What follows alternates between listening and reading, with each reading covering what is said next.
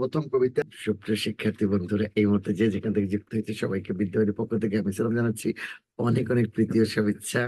আলোচনার বিষয় অনেক কিছু আছে। কাজী নজরুল ইসলাম, জসীমউদ্দিন, ঈশ্বরচন্দ্র বিদ্যাসাগর, দীনবন্ধু মিত্র, বিভূতিভূষণ বন্দ্যোপাধ্যায় রয়েছে, তারাশঙ্কর বন্দ্যোপাধ্যায়, প্রমথ চৌধুরী, হুমায়ুন আহমেদ, সেলিনা হোসেন রয়েছে, ডক্টর নীলিমা ইব্রাহিম, শামসুল হক, আখতার জলিল, ইলিয়াস, ত্রিবুলেন্দ্র গুণ, বেগম সুফিয়া কামাল, বেগম রোকেয়া সাখাওয়াত হোসেন, ফারুক আহমেদ, মীর মোশাররফ হোসেন, জীবনানন্দ দাশ রয়েছেন। আমাদের আরো কে কে দেখো তো, সৈয়দ ওয়ালিউল্লাহ রয়েছে, আল মাহমুদ রয়েছে, বিখ্যাত উপন্যাস রয়েছে, বাক্যাংশের বিখ্যাত নাটক, বিখ্যাত সাহিত্য বিষয় গ্রন্থ রয়েছে, ভাষাভিত্তিক গ্রন্থ, মুক্তিযুদ্ধ গ্রন্থ, সাহিত্যিকদের উপাধি সাদ্রাম, বিখ্যাত পন্থী উদ্ধৃতি। কি করব বলো, ঝটপট লিখে যাও, সময় তো বেশি। আমাদের বেশি আসবে, সাহিত্যতে কম আসে বলে তাই এত কিছু দিয়ে দিয়েছে। একটু ঝটপট লিখো। ভাষা আন্দোলনের প্রথম কবিতা কাঁদতে আসেনি, ফাঁসির দাবি নিয়ে এসেছি। ভাষা আন্দোলনের প্রথম কবিতা কাঁদতে আসেনি, ফাঁসির দাবি নিয়ে এসেছি। দাড়ি ইনভার্টেড কমা দিবা। প্রথম কবিতা কাঁদতে আসেনি, ফাঁসির দাবি নিয়ে এসেছি, দাবি ইনভার্টেড কমা দিয়ে লিখবা। মাহবুবুল আলম চৌধুরী, হাইফেন দিয়ে লেখো, মাহবুবুল আলম চৌধুরী। ভাষা আন্দোলনের প্রথম প্রথম কবিতা কাঁদতে আসেনি, ফাঁসির দাবি নিয়ে এসেছি, হাইফেন দিয়ে লেখো, মাহবুবুল আলম চৌধুরী। ওকে, হয়ে গেছে। স্টার। ভাষা আন্দোলন ভিত্তিক প্রথম উপন্যাস আরেক ফাল্গুন, জহির রায়হান। ভাষা আন্দোলন ভিত্তিক প্রথম উপন্যাস আরেক ফাল্গুন, হাইপেন দিয়ে লিখবো জহির রায়হান। জহির রায়হান লিখছো? একজন আমার সঙ্গে কথা বলো, তারা আনমিউট করবো। কারে করবো বলো? একজন, একজন শুধু, একজন। আচ্ছা, গুড, করে দিলাম আনমিউট। ওকে, নাম বলো তোমার পুরো। রূপকান্তি সেনা স্যার। আচ্ছা, ঠিক আছে, লেখা হয়ে গেলে এস নো, হ্যাঁ বা না, ঠিক আছে। আচ্ছা, আর একজনকে দিতে পারি, আর কি বল, যে কেউ একজন কথা বলবো, মিউট রেখো, কথা বলার সময় আনমিউট করবো শুধু। মিউট রেখো, কথা বলার সময় আনমিউট করবো। আচ্ছা, শোনো, প্রথম কথা হলো, প্রথম উপন্যাস গেল। এবার লেখো ভাষা আন্দোলন ভিত্তিক প্রথম নাটক। ভাষা আন্দোলন ভিত্তিক প্রথম নাটক কবর, মনির চৌধুরী। ভাষা আন্দোলন ভিত্তিক প্রথম নাটক কবর, মনির চৌধুরী।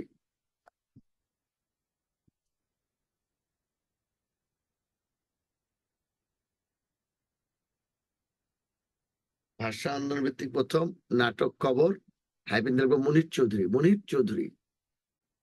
একটা কথা শোনো, বাকিটা লিখতে হবে না, শুনবা। 1952 সালের ভাষা আন্দোলনের প্রেক্ষাপটে 1953 সালে জেলে বসে মনির চৌধুরী তার কবর নাটকটি রচনা করেন। এটি সর্বপ্রথম জেলখানাতেই মঞ্চস্থ হয়। 1952 সালের ভাষা আন্দোলনের প্রেক্ষাপটে 1953 সালে জেলে বসে মনির চৌধুরী তার কবর নাটকটি রচনা করে। এটি সর্বপ্রথম জেলখানাতেই মঞ্চস্থ হয়। লিখছো?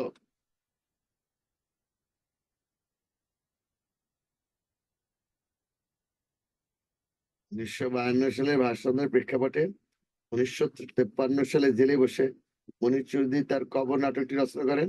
এটি সর্বপ্রথম জেলখানাতে মঞ্চস্থ হয়। লিখছো কিনা? হ্যাঁ বলবা। লিখছো? ও, একবার মিউট করেছে, মিউট হয়েছে, তাই তো বলি, কথা বলে কেন?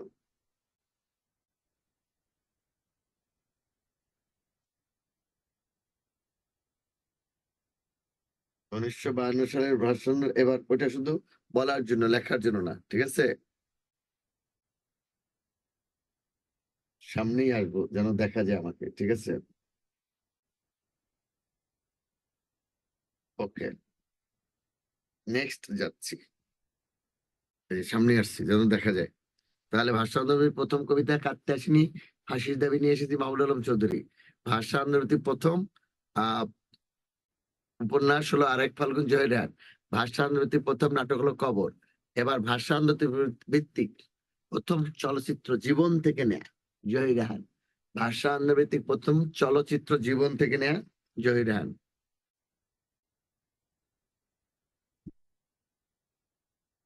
চলচ্চিত্র বানানটা পারবো তো?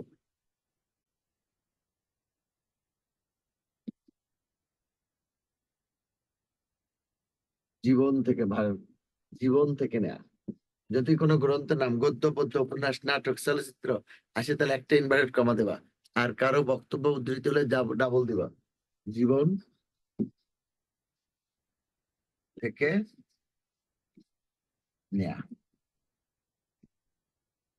এটাকে, এটা হলো জহির রায়হান। জহির রায়হান অর্থাৎ পরিচালক হলেন জহির রায়হান। দাঁড়ি জহির রায়হান। স্টার দাও, স্টার দিয়ে লিখবা। ভাষা আন্দোলন ভিত্তিক প্রথম সংকলন 21শে ফেব্রুয়ারি। ভাষা আন্দোলন ভিত্তিক প্রথম সংকলন 21শে ফেব্রুয়ারি। 21শে ফেব্রুয়ারি। এর সম্পাদক হাসান হাফিজুর রহমান। সংকলন বুঝো? বিভিন্ন লেখকদের লেখাকে একত্রিত করে নেওয়াটাকে বলে সংকলন।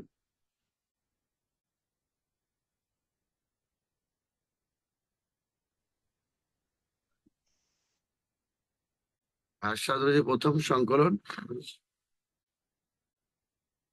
21শে ফেব্রুয়ারি, মুনির চৌধুরী।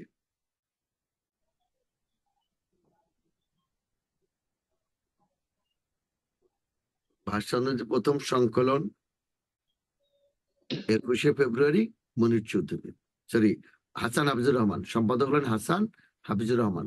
ভাষা আন্দোলন ভিত্তিক আর কিছুই লাগবে না, যা বলতেছি তাই লিখে যাবা, টু দা পয়েন্টে। তোমাদের লেখা শেষ? প্রথম সংকলন 21শে ফেব্রুয়ারি, সম্পাদক হাসান হাফিজুর রহমান। এবারে ভাষা ভিত্তিক আরো দুইটা তথ্য লাগবে, একটা স্টার দিয়ে লেখো। এটা এটা প্রথম না, স্টার। ভাষা অনুযায়ী আরো কয়েকটা তথ্য প্রথম লেখো, স্টার দিয়ে।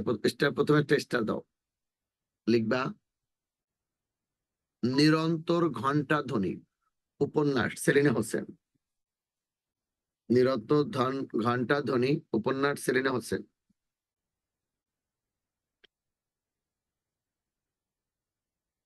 নিরন্তর ঘন্টা ধ্বনি, সেলিনা হোসেন। ব্র্যাকেটে উপন্যাস লিখো। নিরন্তর ঘন্টা ধ্বনি ব্র্যাকেটে উপন্যাস, সেলিনা হোসেন।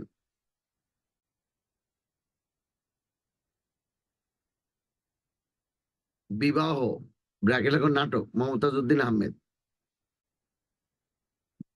বিবাহ নাটক ব্র্যাকেটে মমতাজ উদ্দিন আহমেদ। প্রথম নাটক আগেই বলেছি, আর এক ফাল্গুন, ওটা প্রথম ছিল। বিবাহ নাটক, এগুলো হলো ভাষা আন্দোলন ভিত্তিক অন্যান্য সাহিত্যের মধ্যে, বুঝছো? নাটক, বিবাহ নাটক, মমতাজ উদ্দিন আহমেদ। মমতাজ উদ্দিন আহমেদ।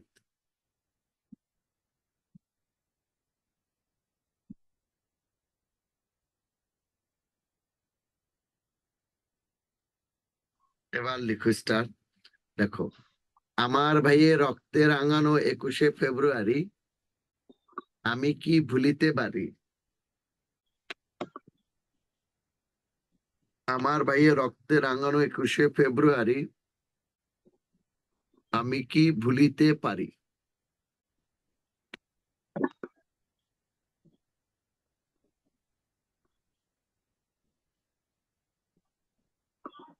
আমার ভাইয়ের রক্তে রাঙানো 21শে ফেব্রুয়ারি আমি কি ভুলিতে পারি। প্রশ্নবোধক চিহ্ন।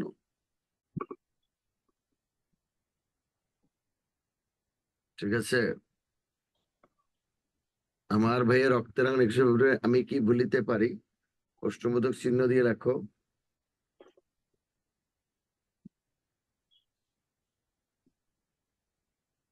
আমি কি ভুলিতে পারি।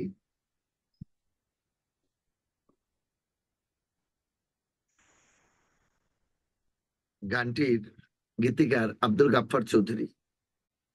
গানটির গীতিকার আব্দুল গাফফার চৌধুরী।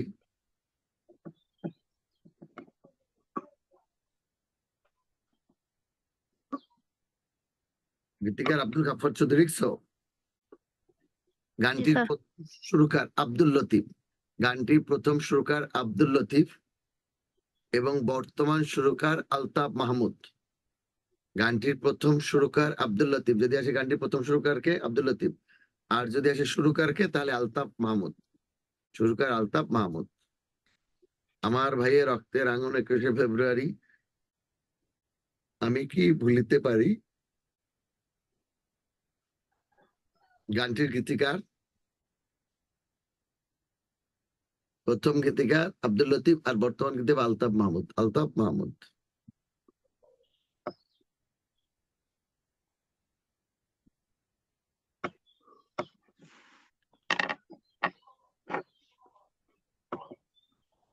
ঠিক আছে, কে কে বলতো?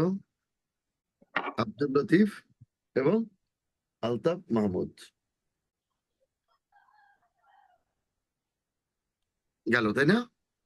এবার আসো, উপর হেডলাইন লেখো মুক্তিযুদ্ধ ভিত্তিক সাহিত্য। মুক্তিযুদ্ধ ভিত্তিক সাহিত্য। মুক্তিযুদ্ধ ভিত্তিক সাহিত্য। আচ্ছা শোনো, আর একটা কথা বলি। লেখক কবিরা কথা বলতে বলতে গিয়ে অনেক বিখ্যাত কথা বলে ফেলেছিলেন, বুঝছো?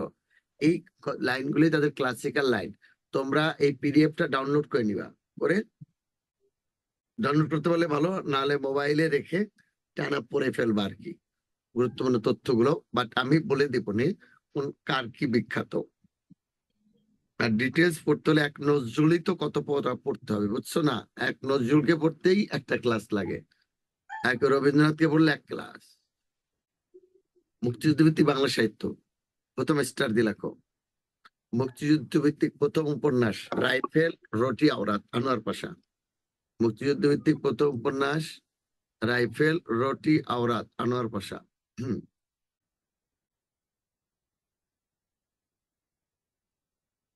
মুক্তিযুদ্ধ ভিত্তিক প্রথম উপন্যাস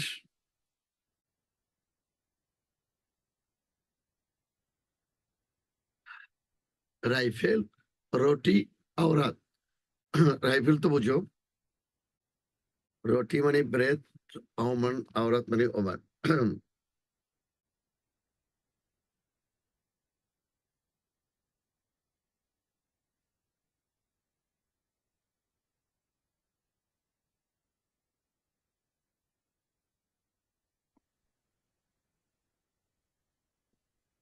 রাইফেল, রটি, আওরাত। মুক্তিযুদ্ধ ভিত্তিক প্রথম উপন্যাস কি বলতো? রাইফেল, কে লিখেছেন? আনোয়ার পাশা। জি গুড। এবার লেখো,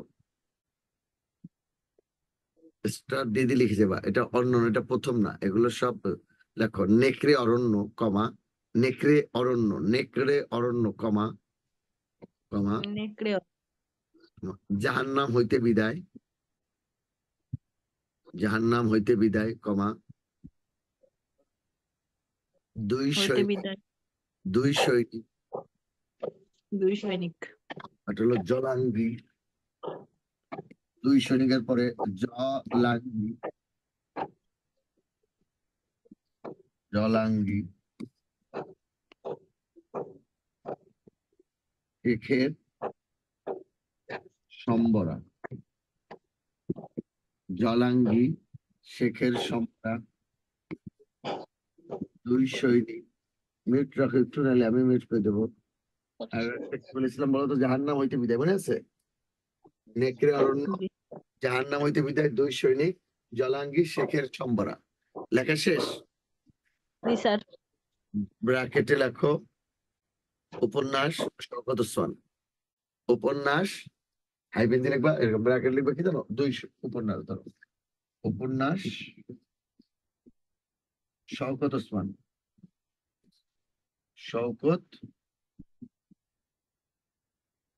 ওসমান।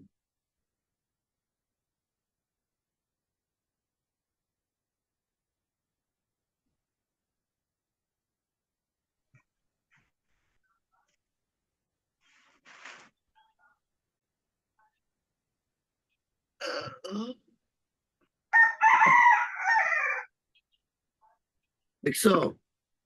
দুই জি স্যার। জাহান্নাম হইতে বিদায়, শেখের সম্বরা। এবার লেখো, লেখো হাঙ্গর নদী গ্রেনেড, হাঙ্গর নদী গ্রেনেড। উপন্যাস সেলিনা হোসেন।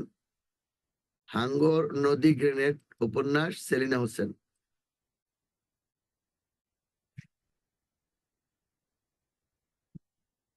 হাঙ্গর নদী গ্রেনেড উপন্যাস সেলিনা হোসেন। হাঙ্গর নদী গ্রেনেড উপন্যাস সেলিনা হোসেন। জি স্যার। হাঙ্গর নদী গ্রেনেড উপন্যাস সেলিনা হোসেন। গুড। শব্দ হচ্ছে স্যার, শব্দ হচ্ছে, শব্দের জন্য কথাগুলো ভালোভাবে বোঝা যায়। ওই যে আসলে শব্দ হচ্ছে তাই না, কিন্তু আমার এখানে না, কার পাশে বলো তো?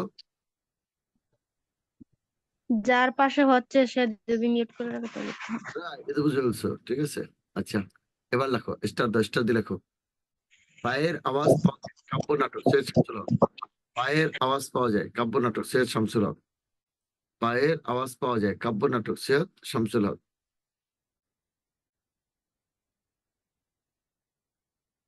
পায়ের আওয়াজ পাওয়া যায়, সৈয়দ শামসুল হক। কাব্য নাটক, হ্যাঁ? একদম মুক্তিযুদ্ধ শেষ, মুক্তিযোদ্ধারা গ্রামে ঢুকতেছে, তাদের পায়ের আওয়াজ পাওয়া যাচ্ছে, এরকম। আরেকটা দেখো,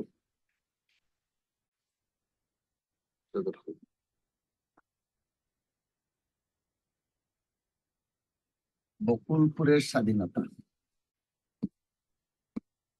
বকুলপুরের স্বাধীনতা। স্বাধীনতা কি চাহ শঙ্খচিল, কি চাহ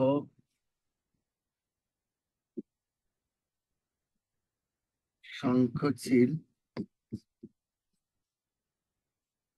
স্বাধীনতা আমার স্বাধীনতা। তাহলে বকুলপুরের স্বাধীনতা কি চাহ শঙ্খচিল, স্বাধীনতা আমার স্বাধীনতা, ঠিক আছে। বকুলপুরের স্বাধীনতা কি চাহ শঙ্খচিল, স্বাধীনতা আমার স্বাধীনতা। ব্র্যাকেটে লেখো নাটক মমতাজউদ্দিন আহমেদ। নাটক মমতাজউদ্দিন আহমেদ। মমতাজউদ্দিন আহমেদ, একটু ঝটপট করবা। নাটক মমতাজউদ্দিন আহমেদ। আরেকটা লেখো রেইনকোট। রেইনকোট মিলির হাতে স্টেন গান। রেইনকোট মিলির হাতে স্টেন গান। ছোট গল্প বা গল্প যাই লেখো, এটা হলো আখতারুজ্জামান ইলিয়াস। আখতারুজ্জামান, আখতারুজ্জামান ইলিয়াস, ঠিক আছে। রেইনকোট, মিলির হাতে স্টেন গান, এগুলো হলো দুটি। এই দুইটি হলো ছোট গল্প। দুইটা কি হলো তো? ছোট গল্প। কে লিখেছেন? আখতারুজ্জামান ইলিয়াস। আখতারুজ্জামান ইলিয়াস।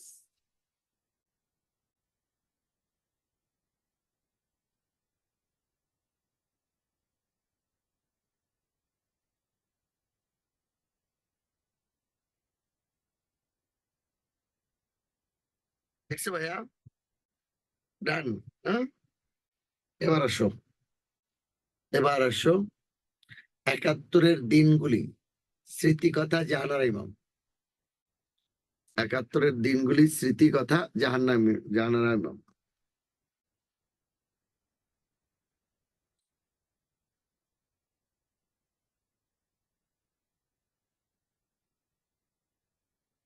একাত্তরের দিনগুলি, স্মৃতিকথা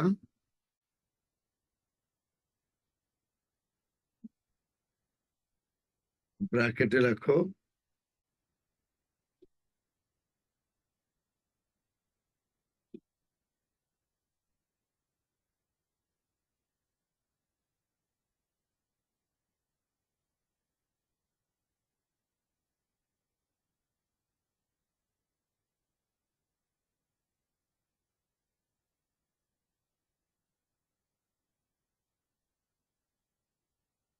দেখছো?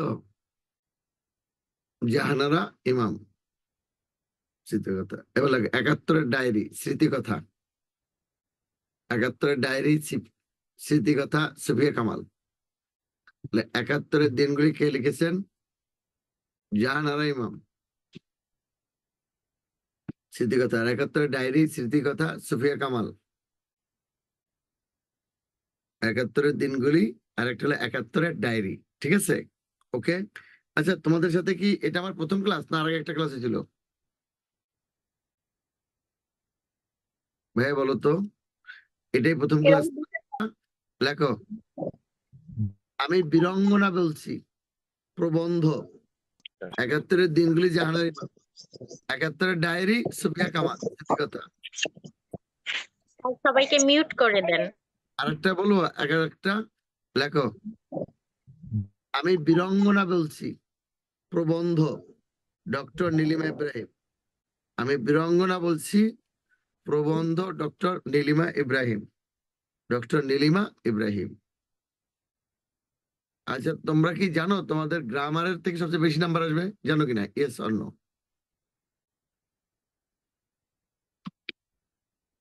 তাহলে ৭১-এর দিনগুলি জাহানারা ইমাম, ৭১-এর ডায়েরি সুফিয়া কামাল, আর আমি বীরঙ্গনা বলছি প্রবন্ধ সুফিয়া কামাল।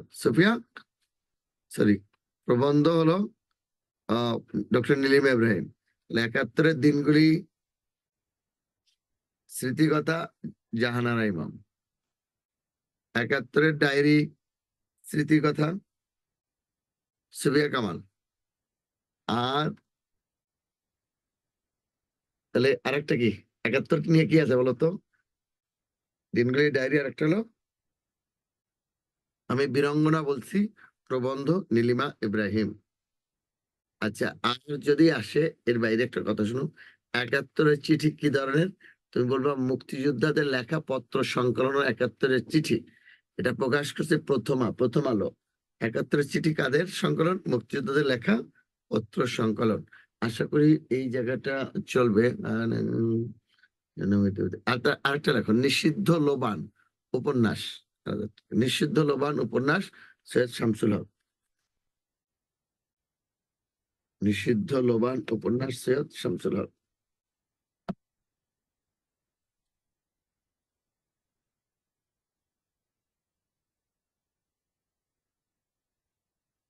নিষিদ্ধ লোবান উপন্যাস কে বলতো? সৈয়দ শামসুল হক। সৈয়দ শামসুল হক।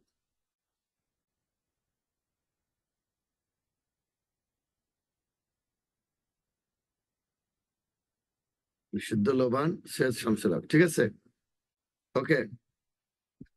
নেক্সট টাইম গেল কিন্তু উপন্যাস সৈয়দ শামসুল হক গেল। এবার লেখো বাংলা সাহিত্যে আরো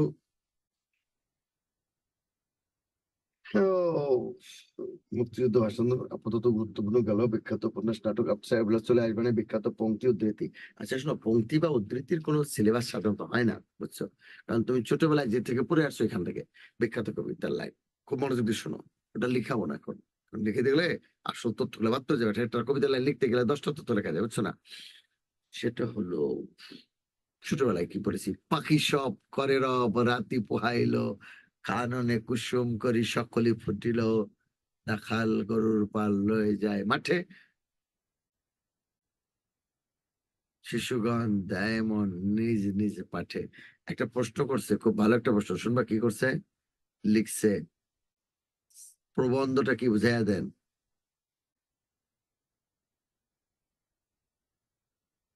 আচ্ছা স্যার, বিষয়গুলো কি জানাবেন? এটা করছে। তো এখন বলো তো, প্রশ্নটা আমি বুঝতে পারি। ওই যে একটা হলো প্রবন্ধ কিনা ওটা আমি বলে দেবো না, আর একটা হলো বিষয়গুলো কি উপন্যাস, সেটা একটা আসতেছি।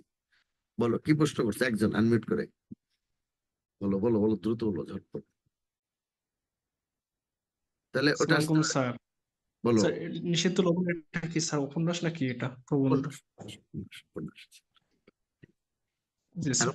প্রশ্ন ধরো স্যার, গল্প কি, উপন্যাস কি, প্রবন্ধ কি, নাটক কি? স্যার আমি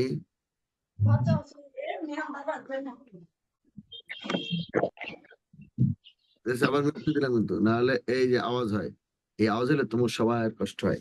এখন দেখো, মদন মোহন তর্কালঙ্কার আরো আছে, সকালে উঠে আমি মনে মনে বলি সারাদিন আমি যেন ভালো হয়েছিলি। এই দুটি আসছে। এরপর আসতে পারে কি জানো, তুমি রবীন্দ্রনাথের যে কোনো কবিতার লাইন আসতে পারে, নজরুলের কবিতার লাইন, তাহলে কেমনে বুঝবো আমরা? তবে হতে পারে ক্লাসিক্যাল লাইন। সঞ্জীব চট্টোপাধ্যায় একবার পালামু যাওয়ার সময় বলেছিলেন, বন্যেরা বনের সুন্দর, শিশুরা মাতৃ করে। সঞ্জীব চট্টোপাধ্যায় একবার পালামু যাওয়ার সময় বলেছিলেন, বন্যেরা বনের সুন্দর, শিশুরা মাতৃ করে। এটা বিখ্যাত উদ্ধৃতি বা লাইন হয়ে গেল। বুঝতে পারছো? তারপরে হলো গেল, কিন্তু এটা সঞ্জীব চট্টোপাধ্যায়ের। এরপরে আরো একটা বিখ্যাত লাইন বলি তোমাদেরকে, খুব মনোযোগ দিয়ে শুনলেই হবে। ধরো, প্রমথ চৌধুরী বলেছিলেন, সাহিত্য ছেলে হাতে খেলনাও না, গুরু হাতের বেতনা। আর একটা বিখ্যাত লাইন আছে, সুশিক্ষিত লোক মাত্রই স্বশিক্ষিত। বিখ্যাত উদ্ধৃতি হয়ে গেল, বিখ্যাত লাইনটা হয়ে গেল। সব ক্লাসিক্যাল লাইন কিন্তু। তারপরে শেখ ফজলুল করিম বলেছিলেন, কোথায় স্বর্গ কোথায় নরক, কে বলে তা বহুদূর, মানুষেরই মাঝে স্বর্গ নরক, মানুষেতে সুদূর। লাইন, বিখ্যাত লাইন হয়ে গেল। কৃষ্ণচন্দ্র মজুমদারের দুটি বিখ্যাত লাইন হলো, যোজন দিবসে মনের হরষে জ্বালায় মোমের বাতি। আর একটা বলেছিলেন, চিরসুখী জন ভ্রমে কি কখন, ব্যতীতে বেদন বুঝিতে পারে, কি যাতনা বিষে বুঝি বেশে কিসে, প্রভু আসি বিষে। বিখ্যাত লাইন হয়ে গেল। এই ক্লাসিক্যাল যে লাইনগুলো, বিখ্যাত যে লাইনগুলো, এইগুলোই পরীক্ষা সে।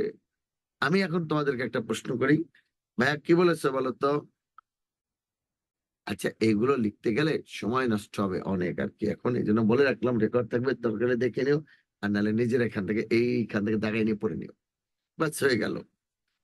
এখন আমি যে একটা প্রশ্ন করি, গীতাঞ্জলি লাইনের প্রথম লাইন বলতে হবে। গীতাঞ্জলি, গীতাঞ্জলি লাইনের প্রথম লাইনটি হলো, আমার মাথা নত করে দাও হে তোমার চরণ ধুলার তলে, আমার মাথা নত করে দাও হে তোমার চরণ ধুলার তলে, সকল অহংকার ডুবাও হে আমার চোখের জলে। ওটা বলেছিলাম মদন মোহন তর্কালঙ্কার। এটার প্রশ্ন উত্তর ছিল, ও যে জন দিবসে মনের হর্ষে, কৃষ্ণচন্দ্র মজুমদার। ওনার দুইটা কবিতা, একটা হলো যে জন দিবসে মনের হর্ষে, আর একটা ছিল শিশুকি জন ভ্রমে কি কখন, ব্যাধিতে বেদন। এটাও কৃষ্ণচন্দ্র মজুমদার। দুইটাই। তাহলে আমরা মোটামুটি তোমাদেরকে একটা ধারণা দিতে পেরেছি কিরকম লাইনগুলো আসে।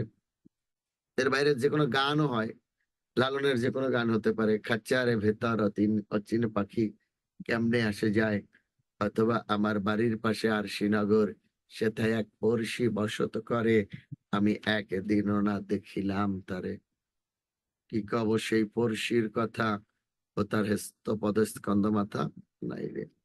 অথবা সব লোকে কয় লালন কি জাত সংসারে।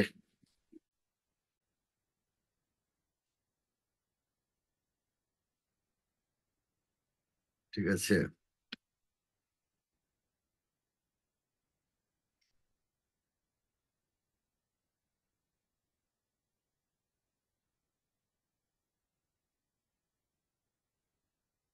তারপরে খাঁচার ভেতর আছেন বাকি হতে পারে, ধন্য ধন্য বলি তারে, আমার ঘরের চাবি পরের হাত হতে পারে, আশা আন্ধারের ভিত্তিক গান হতে পারে, মুক্তিযুদ্ধ ভিত্তিক গান হতে পারে, যে কোনো জায়গা থেকে উদ্ধৃতি হতে পারে, কোনোই নেই।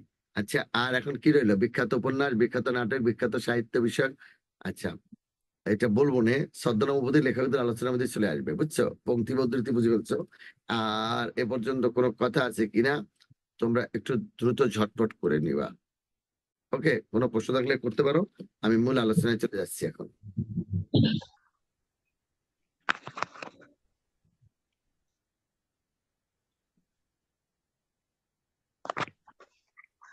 স্যার, পায়ের আওয়াজ পাওয়া যায়, এটা কি উপন্যাস? ভাইয়ের আওয়াজ পাওয়া যায় কাব্য নাটক।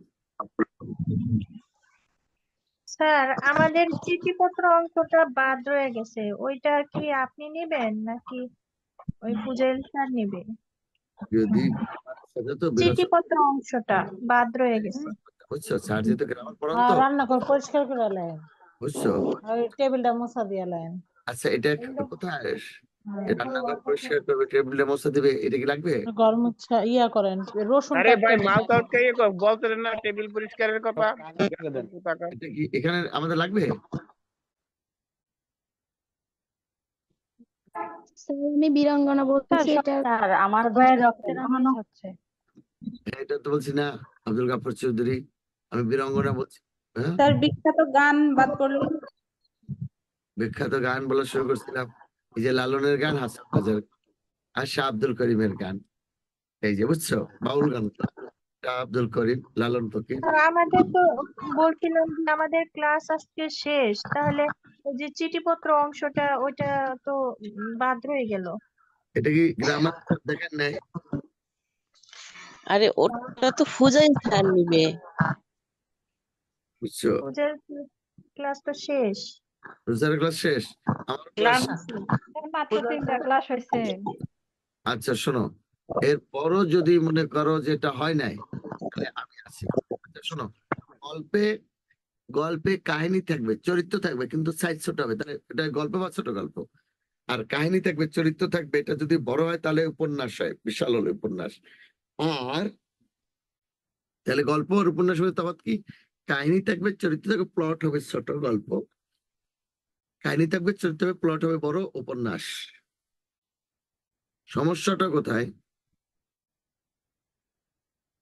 কাহিনীও থাকবে না, চরিত্র থাকবে না, কোনো ব্যক্তি কেন্দ্রিক হতে পারে, বিষয় কেন্দ্রিক হতে পারে, তখন হয় প্রবন্ধ। আর নিজের স্মৃতি থেকে যেটা লেখা সেটা হলো স্মৃতিকথা। তাহলে কোনো ব্যক্তি কেন্দ্রিক, বিষয় কেন্দ্রিক, বস্তু কেন্দ্রিক, সেটার প্রবন্ধ, গবেষণাধর্মী লেখা। আর হলো কাহিনীর চরিত্র হলে গল্প, ঠিক আছে, ইত্যাদি ইত্যাদি।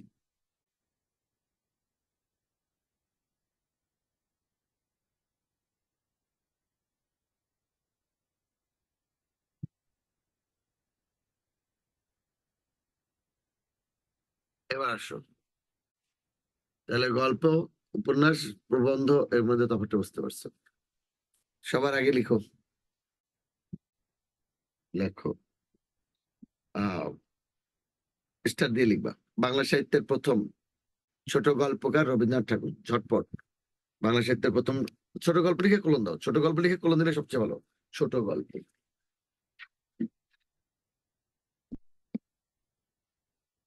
ছোট গল্প।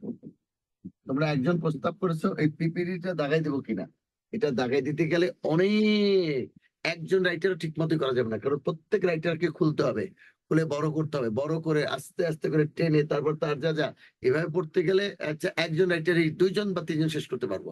এখন আমি কি পিপিটি দেখাই দেবো? তোমরা বলে তাহলে তো আমার পড়াই লাগবে না, খালি দেখাই দেবো, আমার কষ্ট কম হবে না? আমি গুরুত্বপূর্ণ তথ্যগুলো সব লেখাই দিয়ে যাবো, কি করবো বলো, তোমরা বলবো। যদি দেখাই দিই তাহলে তো আমার পড়া লাগবে না, তাহলে আমার চেষ্টা ঝামেলা শেষ। কিন্তু সময় লেগে যায় অনেক, ধরে ধরে খালি দেখাই দেবো, তাহলে আমার পড়া লাগবে না, আমার কষ্ট কম হবে, কি করবো বলো? না, আমি একদম গুরুত্বপূর্ণ তথ্যগুলো লিখে দেবো। বলো বলো বলো বলো বলো। আর গুরুত্বপূর্ণ যেগুলো সেগুলাই দেন। স্যার আমাদের জন্য যেটা ভালো হয় স্যার সেইভাবে করেন স্যার। রবীন্দ্রনাথ ঠাকুরকে বাংলার ছোট গল্পের জনক বলা হয়। রবীন্দ্রনাথ ঠাকুরকে বাংলার ছোট গল্পের জনক বলা হয়। তিনি মোট 119টা। রবীন্দ্রনাথ ঠাকুরকে বাংলার ছোট গল্পের জনক বলা হয়, তাহলে বাংলার সার্থক ছোট গল্প কে রচনা করেছেন? রবীন্দ্রনাথ ঠাকুর, ঠিক আছে। বাংলার ছোট গল্পের জনক বলা হয়। তিনি মোট 119টি ছোট গল্প লিখেছিলেন। তিনি মোট 119টি ছোট গল্প লিখেছেন। এগুলো তার গল্প গুচ্ছে রয়েছে। রবীন্দ্রনাথ ঠাকুরকে বাংলার ছোট গল্পের জনক বলা হয়। তিনি মোট 119টি ছোট গল্প লিখেছেন, এগুলো তার গল্প গুচ্ছে রয়েছে। রবীন্দ্রনাথ ঠাকুরকে বাংলার ছোট গল্পের জনক বলা হয়। তিনি মোট 119টি ছোট গল্প লিখেছেন, এগুলো তার গল্প গুচ্ছে রয়েছে। বাংলার ছোট গল্পের জনককে বলো, বাংলার ছোট গল্পের জনককে রবীন্দ্রনাথ ঠাকুর, ঠিক আছে। রবীন্দ্রনাথ ঠাকুরকে বাংলার ছোট গল্পের জনক বলা হয়। তিনি মোট 119টি ছোট গল্প লিখেছেন, এগুলো তার গল্প গুচ্ছে রয়েছে। দাঁড়ি, তার প্রথম প্রকাশিত ছোট গল্পের নাম ভিখারিণী। তার প্রথম ছোট গল্পের নাম ভিখারিণী। এটা অবশ্য ওনার ইসে প্রকাশ করা হয় মাত্র 16 বছর বয়সে। রবীন্দ্রনাথ ঠাকুরের প্রথম প্রকাশিত ছোট গল্পের নাম ভিখারিণী। প্রথম প্রকাশিত ছোট গল্পের নাম ভিখারিণী, 1877, তাই না? প্রথম সার্থক তার প্রথম সার্থক ছোট গল্প, প্রথম সার্থক ছোট গল্প দেনা পাওনা। রবীন্দ্রনাথ ঠাকুরের প্রথম প্রকাশিত ছোট গল্পের নাম ভিখারিণী, আর প্রথম সার্থক কি বলতো? দেনা পাওনা।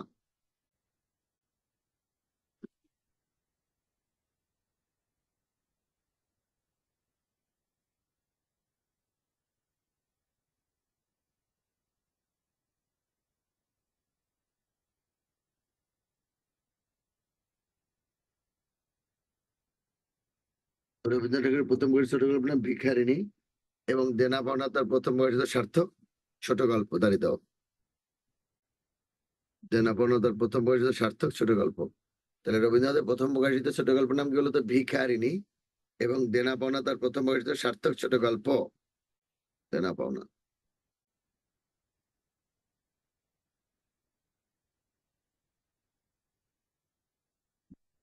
লিখছো ভাইয়া? ওকে, তাহলে 119টা ছোট গল্প লিখেছি বিনয়, আর বাকিগুলা স্টার দাও, নতুন করে লেখো। নাটক, নাটক লিখে ফেলো দাও। নাটক খুবই গুরুত্বপূর্ণ তথ্য। নাটক, নাটক দেখো 1795 খ্রিস্টাব্দে, তথ্যগুলো খুব জরুরি এখন এই মুহূর্তে। 1795 খ্রিস্টাব্দে রুশ নাট্যকার হেরাসিম লেবেদভের ডিসগাইজ, হেরাসিম লেবেদভ এর ডিসগাইজ, DISGUIS, ডিসগাইজ, এবং love is the best doctor. 1795 খ্রিস্টাব্দে রুশ নাট্যকার হেরাসিম লেবেদভ এর ডিসগাইজ এবং love is the best doctor, এ দুটি অনুবাদ নাটক দিয়ে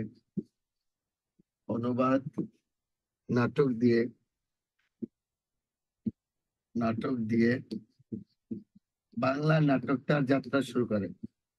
বাংলা নাটক তার যাত্রা শুরু করে। 1795 খ্রিস্টাব্দে রুশ নাট্যকার হেরাসিম লেবেদভের ডিসগাইজ এবং love is the best doctor, এ দুটি অনুবাদ নাটক দিয়ে বাংলা নাটক তার যাত্রা শুরু করে। দাঁড়ি,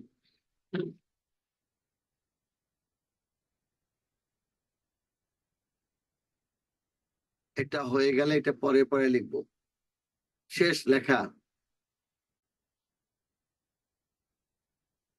সালমা আক্তার লেখা শেষ হয়েছে? খালি মাথাটা ঝুলেই হবে, বুঝবে? হ্যাঁ, আনমিউট করার কোনো সুযোগ নেই। ওকে, তাহলে 1795 খ্রিস্টাব্দে রুশ নাট্যকার হেরাসিম লেবেদভের ডিসগাইজ এবং love is the best doctor, দুটি অনুবাদ নাটক দিয়ে বাংলা নাটক তার যাত্রা শুরু করে। দাঁড়ি, ওই হেরাসিম লেবেদভ উনি অনুবাদ করছেন বিদেশি নাটক থেকে, বুঝছো? উনি একজন রুশ পরিব্রাজক ছিলেন, এই দেশে আসছিলেন বেড়াতে, এই দুটি অনুবাদ নাটক করেছিলেন রুশ নাটক থেকে। এবার লেখো স্টার। বাংলা সাহিত্যের প্রথম নাটক তারাচরণ শিকদারের ভদ্রার্জুন। বাংলা সাহিত্যের প্রথম নাটক তারাচরণ শিকদারের ভদ্রার্জুন। তারাচরণ শিকদারের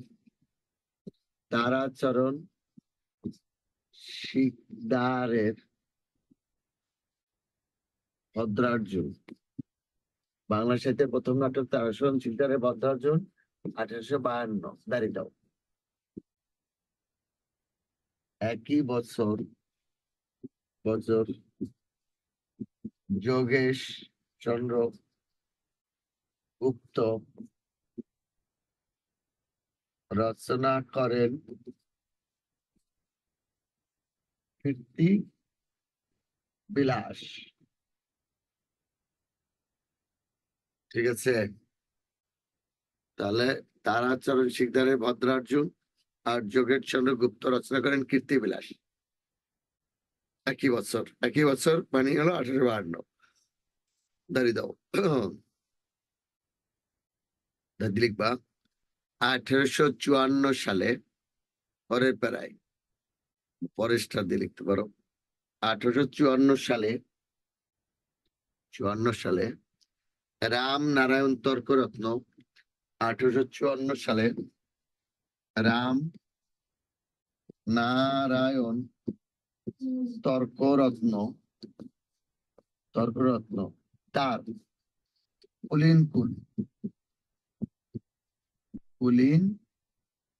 কুল সর্বস্ব নাটকটি দিয়ে 1854 সালে রাম নারায়ণ তর্করত্ন তার কুল সর্বস্ব নাটকটি দিয়ে যথেষ্ট জনপ্রিয়তা অর্জন করেন।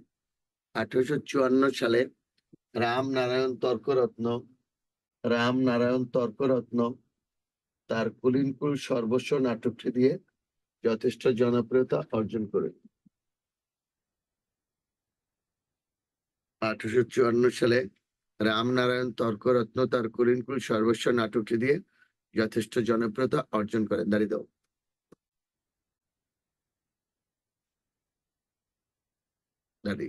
এটি বাংলা সাহিত্যের প্রথম মৌলিক নাটক। দাঁড়িয়ে দাও, এটি বাংলা সাহিত্যের প্রথম মৌলিক নাটক। মৌলিক মানে কি, যে একদম নিজেই কোনো, আর আগের গুলো কোনোটা অনুবাদ, ওটা পুরাণ থেকে নেওয়া। হিন্দু যে পুরাণ আছে না, মিথ যেটাকে বলি আমরা, রামায়ণ মহাভারত ইলিয়াড ওডিসি, এগুলোকে পুরাণ বলা হয়, মিথ এখান থেকে নেওয়া। তাহলে এটিকে বাংলা সাহিত্যের প্রথম মৌলিক নাটক বলা হয়। কোনটা বাংলা সাহিত্যের প্রথম মৌলিক নাটক কোনটা বলতো? বাংলা সাহিত্যের প্রথম মৌলিক নাটক কোনটা? এই যে রামনারায়ণ তর্করত্নের কুল সর্বস্ব নাটক। লিখতে পেরেছ?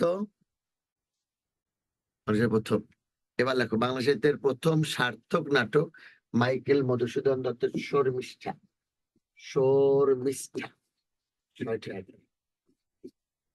1859। বাংলা সাহিত্যের প্রথম সার্থক নাটক মাইকেল মধুসূদন দত্তের শর্মিষ্ঠা কত বলতো? 1859। ওকে, ডান। সার্থক নাটক বলতে গেল। এবার আসো উপন্যাস নিয়ে, বাকিগুলো মাইকেলের মধ্যে লেখাই দেবো না, এখন বেশি দেরি করা যাবে না, এটাই লাস্ট।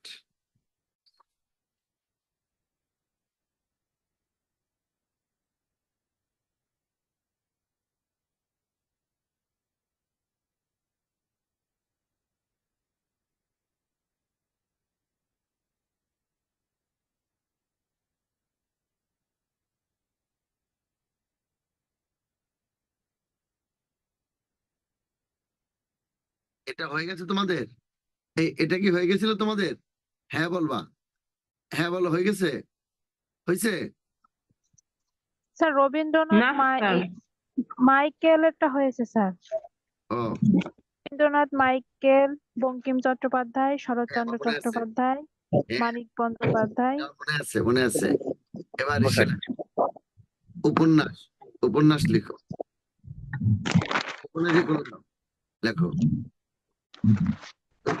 লেখো, এটা কি হয়েছিল? কালগত দিক দিয়ে প্রথম বাংলা উপন্যাস, প্রথম সার্থক, প্রথম, এগুলো কি হয়েছে? হ্যাঁ বা না? না না স্যার। লেখো, না স্যার, এগুলো হয় নাই। শুধু রাইটার ধরেছে শুধু, তাই না? স্যার। ঝটপট, কারণ এখানে লেখা আছে বাংলাতে অতি গুরুত্বপূর্ণ। তাহলে তোমরা এবারে লেখো, এখানে যারা যারা আছে শুধু তাদেরই আলোচনা হবে। এখানে যারা আছে শুধু তাদের আলোচনা হবে। ঝটপট করে লিখো, সব রাইটারের নামও আমরা লিখবো না, পরে ঝটপট করে লিখবা। উপন্যাস লেখো কালগত দিক দিয়ে, ঝটপট কালগত দিক দিয়ে ছদ্মনাম উপাধি আছে, বুঝছো? বেশ ঝামেলা আছে এখানে। কালগত দিক দিয়ে প্রথম বাংলা উপন্যাস রচনার দাবিদার, প্রথম বাংলা উপন্যাস রচনার দাবিদার উপন্যাস রচনার দাবিদার। কালগত দিক দিয়ে প্রথম বাংলা উপন্যাস রচনার দাবিদার একজন খ্রিস্টান বিদেশিনী।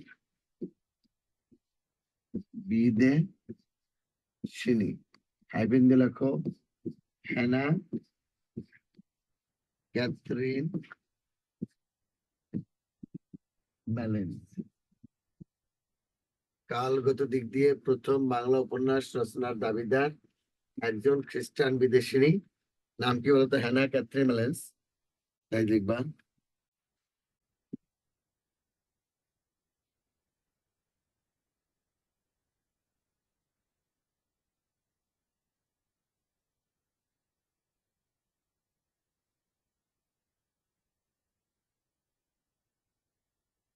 হ্যানা ক্যাথরিন ব্যালেন্স, তাই লিখবা। তার রচিত ফুলমণি ও করুণার বিবরণ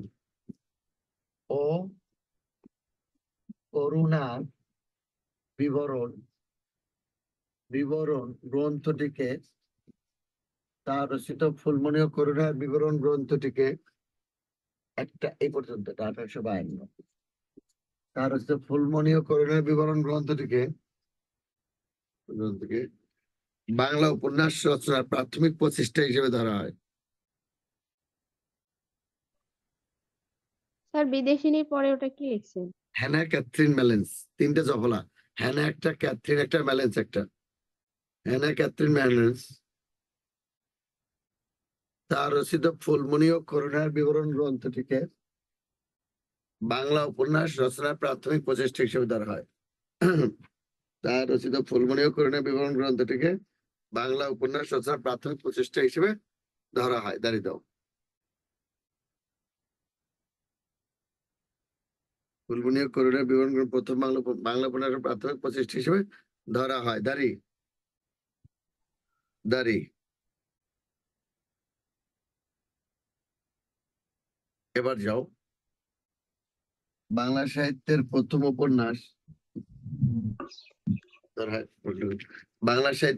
উপন্যাস প্যারীচাঁদ মিত্রের আলালের ঘরের দুলাল। প্যারীচাঁদ মিত্রের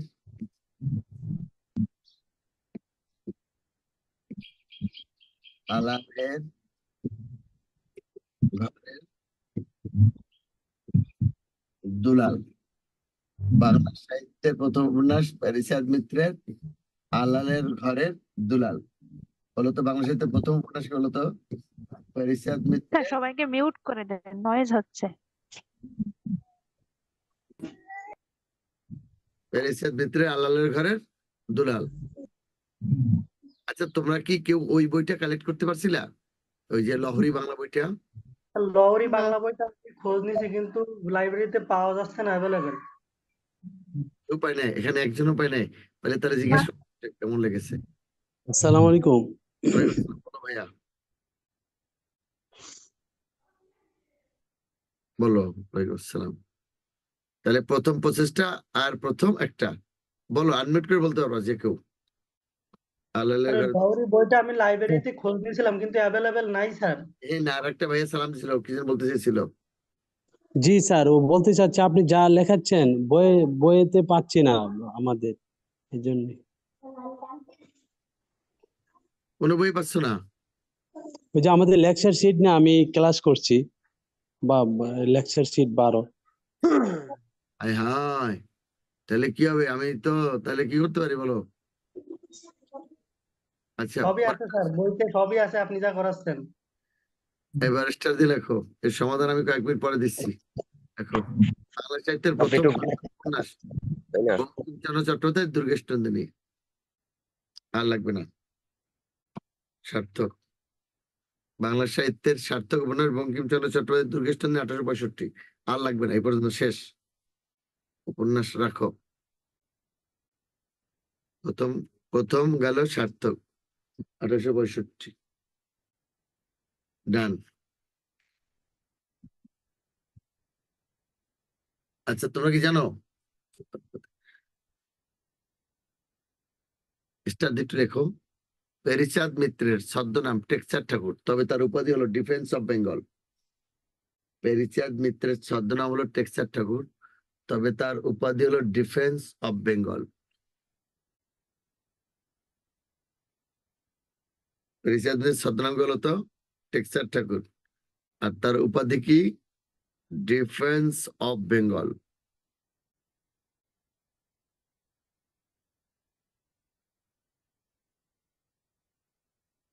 পেরিচাঁদ মিত্রের ছদ্মনাম টেক্সার ঠাকুর, তার উপাধি হলো ডিফেন্স অফ বেঙ্গল। পাদ্রি লংস, আচ্ছা এটা লাগবে না উপাধি। তবে হাসন রাজার প্রকৃত নাম, হাসন রাজার প্রকৃত নাম শেখ ওয়াহিদুর রেজা। মরমী কবিতার উপাধি।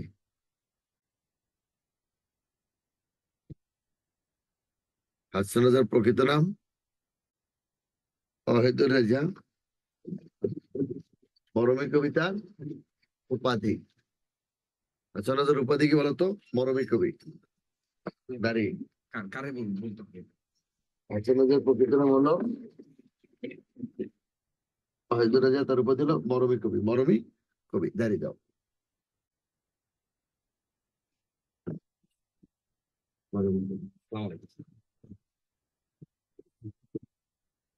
প্রকৃত নাম শেখ ওয়াহিদুর রেজা, মরমী কবিতার উপাধি। এবার দ্রুত তিনটা তথ্য গুরুত্বপূর্ণ, ঝটপট দেখো। বাংলা সাহিত্যের প্রথম সব্যসাচী লেখক হলেন, সব্যসাচী লেখক। এর মধ্যে প্রশ্ন আসার না পড়াটা কষ্টের। বাংলা সাহিত্যের প্রথম সব্যসাচী লেখক হলেন রবীন্দ্রনাথ ঠাকুর। রবীন্দ্রনাথ ঠাকুর, দ্রুত করবা, ঝটপট ভাইয়া, অনেক তথ্য আজকে। বাংলা সাহিত্যের প্রথম সব্যসাচী লেখক রবীন্দ্রনাথ ঠাকুর। দাঁড়িয়ে, রবীন্দ্রনাথ ঠাকুর, দাঁড়িয়ে দাও, দাঁড়িয়ে পড়ে লেখো।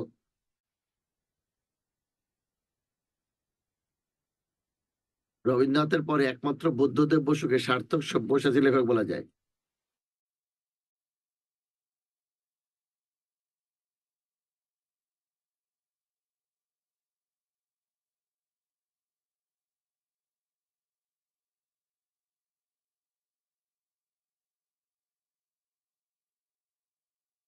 লেখক বলা যায়। সব্যসাচী মানে হলো সাহিত্যে যখন সকল শাখায় যিনি সমান দক্ষতার সাথে বিচরণ করেন, আর এমনিতে যার দুই হাত সমান তাহলে ছিল তাকে বলে সব্যসাচী। তাহলে বাংলাদেশের প্রথম সব্যসাচী হলো রবীন্দ্রনাথ ঠাকুর। রবীন্দ্রনাথ একমাত্র বুদ্ধদেব বসুকে সার্থক সব্যসাচী লেখক বলা যায়। জানি। তবে আব্দুল মান্নান সৈয়দ এবং সৈয়দ শামসুল হক এরাও সব্যসাচী লেখক হিসেবে পরিচিত। তবে আব্দুল মান্নান সৈয়দ এবং সৈয়দ শামসুল হক এরাও সব্যসাচী লেখক হিসেবে পরিচিত। তবে আব্দুল মান্নান সৈয়দ এবং সৈয়দ শামসুল হক এরাও সব্যসাচী লেখক হিসেবে পরিচিত। তাহলে বাংলাদেশের প্রথম সব্যসাচী লেখককে রবীন্দ্রনাথ ঠাকুর। রবীন্দ্রনাথ আবার একমাত্র বুদ্ধদেব বসুকে সার্থক সব্যসাচী লেখক বলা যায়। তবে আব্দুল মান্নান সৈয়দ এবং সৈয়দ শামসুল হক এরাও সব্যসাচী লেখক হিসেবে পরিচিত। দাঁড়িত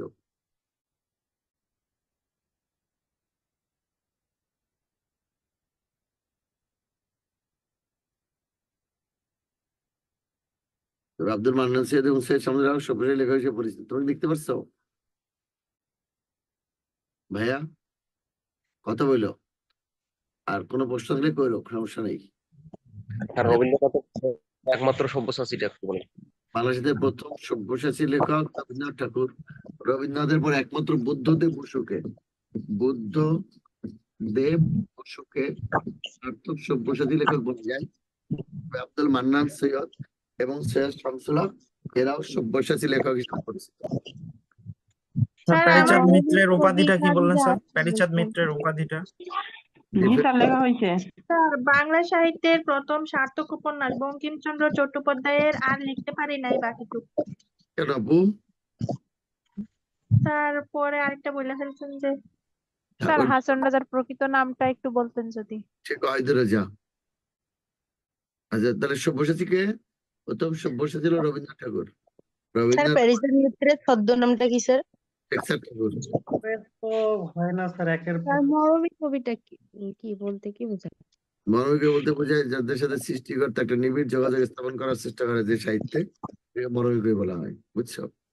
স্যার একটু বলে লিখতে পারি, তো তাড়াতাড়ি বলে কি স্যার প্যারিচাঁদ মিত্রের ছদ্মনামটা কি স্যার? টেক্সচার ঠাকুর বলেছি না? স্যার রেকর্ড ওনার দেখে নিলে উপাধিটা ভালো স্যার, হবে। প্যারিচাঁদ মিত্রের উপাধিটা কি sir? Dickens of Bengal. Sir Hason রাজার উপাধিটা আশ্চর্যের উপাধি হলো মরমী কবি। মরমী কবি। মরমী কবি হলো যে স্যার প্যারিচাঁদ মিত্রের ছদ্মনামটা কি স্যার? স্যার এভাবে তো স্যার ক্লাস শেষ করতে পারবেন না স্যার। না, আর আমি এভাবে এরকম চলতে থাকলে ক্লাস না, আমি আমি এটাই ভাইয়ারা, করবো, বুঝছো? আমি দেখতেছি আপনার- তোমাদেরটাই তোমাদের দেখাচ্ছি। প্যারিচাঁদ না, মিত্রের ছদ্মনাম টেক্সচার ঠাকুর, এই কথাটা কয়বার বলেছি বলতো? অন্তত 10 বার বলছেন স্যার। এইভাবে স্যার, সবাই কথা বললে তো একটাও লিখতে পাচ্ছি না। স্যার আপনি আপনার মতন কন্টিনিউ করেন, রেকর্ড দেখে নিলে সমস্যা না পড়ে। স্যার সবাইকে মিউট করে দেন, আর যাদের সমস্যা হবে তারা রেকর্ডেড ক্লাস রেকর্ড দেখে দেখে নিলে স্যার, স্যার আপনি আপনার মতন কন্টিনিউ করে দেন স্যার। পরে আমার বদনাম হবে, স্যার মিউট করে নিজের মতো করে ঠিক আছে। বেশি ভালো হয়। আর আপনি আপনার মতো স্যার, ক্লাস আপনি নেন, মিউট করেন কিন্তু স্যার। বলার সময় স্যার, 2-3 বার প্রত্যেকটা মিউট বলবেন, করে দেন। এইটুকু করবেন স্যার। স্যার বলার সময় একটু আস্তে বললেন। তাহলে বাংলা সাহিত্যের প্রথম সব্যসাচী লেখক হলেন রবীন্দ্রনাথ ঠাকুর। রবীন্দ্রনাথের পরে একমাত্র বুদ্ধদেব বসুকে সার্থক সব্যসাচী লেখক বলা যায়। এরপরে বলেছিলাম, তবে আব্দুল মান্নান সৈয়দ এবং সৈয়দ শামসুল হক এরাও সব্যসাচী লেখক হিসেবে পরিচিত। তাই বলেছি আব্দুল মান্নান সৈয়দ এবং সৈয়দ শামসুল হক এরাও সব্যসাচী লেখক হিসেবে পরিচিত। দাঁড়িয়ে দাও। এবার লেখো স্টার, দাঁড়িয়ে পরে স্টার দিয়ে লিখবা। বাংলা সাহিত্যের প্রথম নাগরিক কবি ভারতচন্দ্র রায় গুণাকর। বাংলা সাহিত্যের প্রথম নাগরিক কবি ভারতচন্দ্র রায় গুণাকর, দাঁড়িয়ে দাও। বাংলা সাহিত্যের প্রথম নাগরিক কবি কে বলতো? যে বুদ্ধদেব বসু নামটা কিন্তু এখনো পড়ে দেওয়া আছে। বাংলা সাহিত্যের প্রথম নাগরিক কবি হলেন ভারতচন্দ্র রায় গুণাকর। ভারতচন্দ্র রায় গুণাকর, দাঁড়িয়ে দাঁড়িয়ে বা কবি সমর সেনকে নাগরিককে বলা হয়। সমর সেনকেও নাগরিক কবি বলা হয়। কবি সমর সেনকে নাগরিক বলা হয়। তবে বাংলা সাহিত্যে নাগরিক কবি হিসেবে সর্বাধিক খ্যাতি লাভ করেছেন। তবে বাংলা সাহিত্যে নাগরিক কবি হিসেবে সর্বাধিক খ্যাতি লাভ করেছেন কবি শামসুর রহমান। বাংলা সাহিত্যে নাগরিক সর্বাধিক খ্যাতি লাভ করেছেন কবি শামসুর রহমান। তাহলে বাংলা সাহিত্যের প্রথম নাগরিক কবি কে বলো? কবি শামসুর রহমান, ঠিক আছে।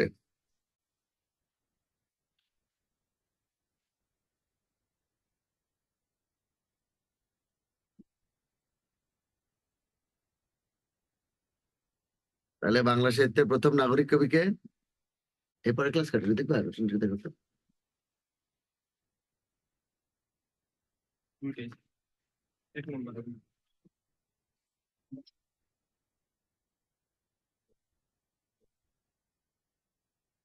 তাহলে বাংলাদেশের প্রথম নাগরিক কবি ভারতচন্দ্র রায় গুণাকর। কবি সমর সেনকে নাগরিক বলা হয়। তাই বাংলা সাহিত্যের নাগরিক হিসেবে সর্বাধিক খ্যাতি লাভ করেছেন কবি শামসুর রহমান, ঠিক আছে। হ্যাঁ বলো, হ্যাঁ হ্যাঁ হ্যাঁ, কবি শামসুর রহমান। গুড। এবার লেখো লাস্ট। নাগরিক বলিতে বুঝে যারা নগরকে নিয়ে লেখেন তারা হলেন নাগরিক কবি, আর যারা পল্লীকে নিয়ে লেখেন তারা হলেন পল্লী কবি। গুড। এবার লেখো বাংলা সাহিত্যের প্রথম প্রথম পল্লী কবি হলেন, বাংলা সাহিত্যের প্রথম প্রথম প্রথম পল্লী কবি হলেন, বাংলা সাহিত্যের প্রথম পল্লী কবি হলেন। তো বাংলা সাহিত্যের প্রথম দরকার নেই, লেখো বাংলা সাহিত্যের 3 জন পল্লী কবি হলেন, আর 300 লাগবে না। প্রথম কথা গেল বাংলা সাহিত্যের 3 জন, বিভিন্ন পরীক্ষায় ক্ষেত্রে নাম আছে। বাংলা সাহিত্যের 3 জন পল্লী কবি হলেন। জসীমউদ্দিনের নাম আমরা সবাই জানি, জসিম উদ্দিন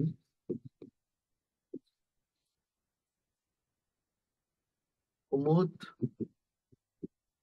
রঞ্জন মল্লিক, জসিমউদ্দিন, কুমুদ রঞ্জন মল্লিক, আর একজন হলেন ও বন্দে আলী মিয়া। বন্দে আলী মিয়া। বাংলাদেশের তিনজন পল্লী কবি হলেন জসিমউদ্দিন, কুমুদ রঞ্জন মল্লিক, কুমুদ রঞ্জন, আর একটা হলো বন্দে আলী মিয়া। বলো, জসিমউদ্দিন, কুমুদ রঞ্জন মল্লিক, আর একটা হলো বন্দে আলী মিয়া।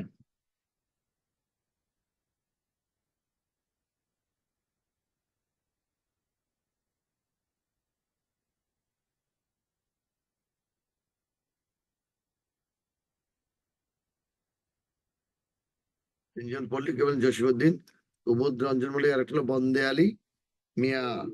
বন্দে আলী মিয়া।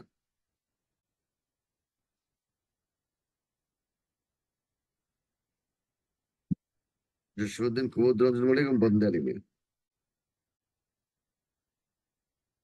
বন্দে আলী মিয়া। জসিমউদ্দিন, কুমুদ রঞ্জন মল্লিক, এটাকে বন্দে আলী মিয়া। বন্দে মাতরম।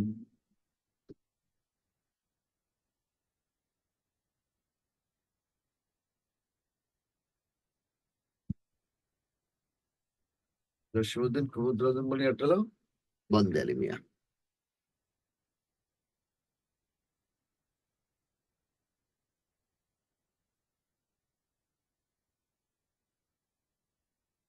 এবার যাও,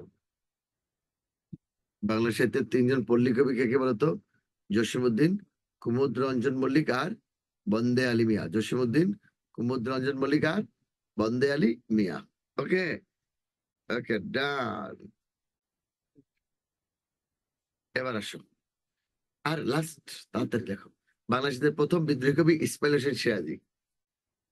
বাংলাদেশের প্রথম বিদ্রোহী কবি, তবে বিদ্রোহী নাম আসলে কিন্তু মাইকেলের নাম দিব না, নাম থাকবে। বাংলাদেশের প্রথম, ওটা পরে আসতেছি। বাংলাদেশের প্রথম বিদ্রোহী কবি ইসমাইল হোসেন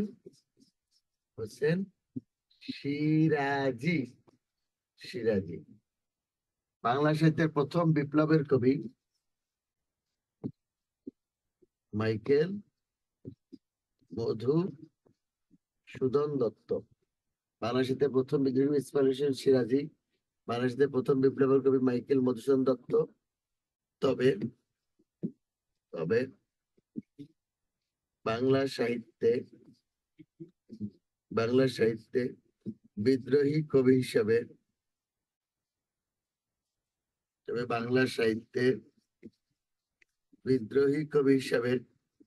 সর্বাধিক খ্যাতি লাভ করেছেন কাজী নজরুল ইসলাম। বাংলা সাহিত্যে প্রথম বিদ্রোহী কবি ইসমাইল সিরাজি। বাংলা সাহিত্যে প্রথম বিপ্লবের কবি হলেন মাইকেল মধুসূদন দত্ত। তবে বাংলা সাহিত্যে বিদ্রোহী কবি হিসাবে সর্বাধিক খ্যাতি লাভ করেছেন কাজী নজরুল ইসলাম। বাংলা সাহিত্যে প্রথম বিদ্রোহী কবি ইসমাইল সিরাজি। বাংলাদেশের প্রথম বিপ্লবের কবি হলেন মাইকেল মধুসূদন দত্ত। তবে বাংলা সাহিত্যে বিদ্রোহী কবি হিসেবে সর্বাধিক খ্যাতি লাভ করেছেন কাজী নজরুল ইসলাম। তবে বাংলা সাহিত্যে বিদ্রোহী কবি হিসেবে সর্বাধিক খ্যাতি লাভ করেছেন কাজী নজরুল ইসলাম।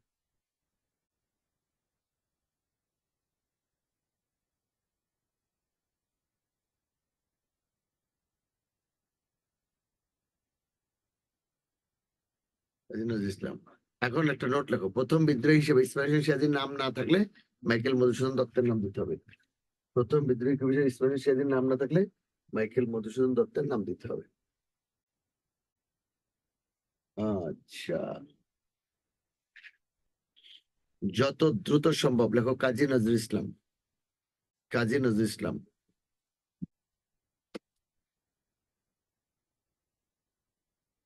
কাজী নজরুল ইসলাম লিখছো? লেখো, দ্রুত ঝটপট লিখে যাবা। তাকে 1972 সালে ঢাকায় আনা হয়। রাইটার নাম ঝটপট। তাকে 1972 সালে ঢাকায় আনা হয় দাঁড়ি। 1974 সালে জাতীয় কবির মর্যাদা প্রদান করা হয়। তাকে 1972 সালে ঢাকায় আনা হয়। 1974 সালে জাতীয় কবির মর্যাদা প্রদান করা হয়।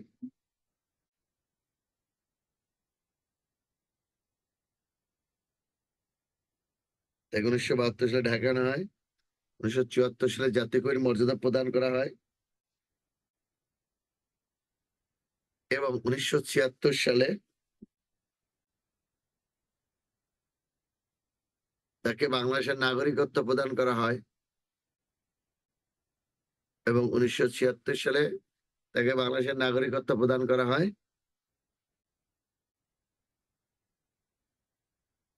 সে বছরই তাকে 21 পদক প্রদান করা হয়। সে বছরই তাকে 21 পদক প্রদান করা হয়।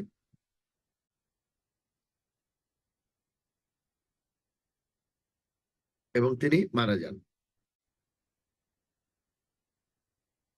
এবং সে বছরই তাকে 21 তিনি মারা যান। ঠিক আছে, তাহলে কাজী নজরুল ইসলামকে কি বলা হয় বলতো?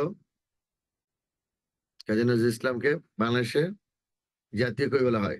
কি বলা হয় বলতো? জাতীয় কবি। আমাদের জাতীয় কবিকে কাজী নজরুল ইসলাম।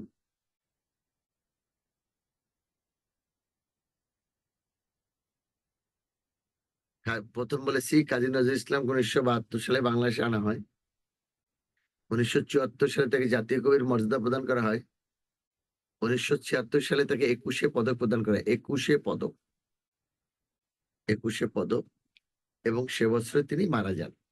ওই বছর তাকে বাংলাদেশের নাগরিকত্ব প্রদান করা হয় 1976 সালে। ওকে, উপন্যাস।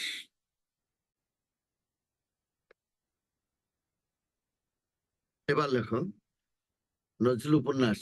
মৃত্যু ক্ষুধার কারণে কুহেলিকা আজ বাঁধনহারা। নজরুল উপন্যাস লিখে নাও, মৃত্যু ক্ষুধার কারণে কুহেলিকা আজ বাঁধনহারা। আন্ডারলাইন করো, মৃত্যু ক্ষুধা কুহেলিকা বাঁধনহারা। মৃত্যু ক্ষুধার কারণে কুহেলিকা আজ বাঁধনহারা। আন্ডারলাইন করো, মৃত্যু ক্ষুধা কুহেলিকা বাঁধনহারা।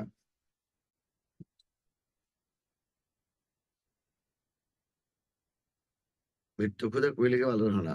এবার লেখো নাটক। নজরুলের নাটক লেখো। পুতুলের বিয়েতে আলেয়া ঝিলিমিলি রঙের শাড়ি পরে এসেছিলেন। পুতুলের বিয়েতে আলেয়া ঝিলিমিলি রঙের শাড়ি পরে এসেছিলেন। আনয়ন করবা, পুতুলের বিয়ে আলেয়া ঝিলিমিলি। নজরুল নাটক লিখছো? পুতুলের বিয়েতে আলেয়া ঝিলিমিলি রঙের শাড়ি পরে এসেছিলেন। আনয়ন করবা, পুতুলের বিয়ে আলেয়া ঝিলিমিলি।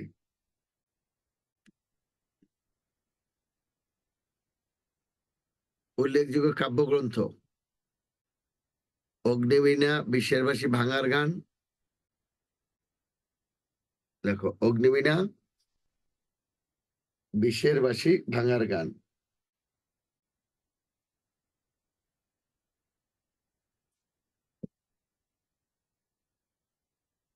অগ্নিবীণা, বিশ্বের বাসী, ভাঙার গান।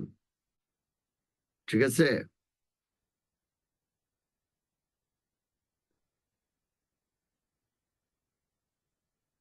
এবার লেখো নজরুল না।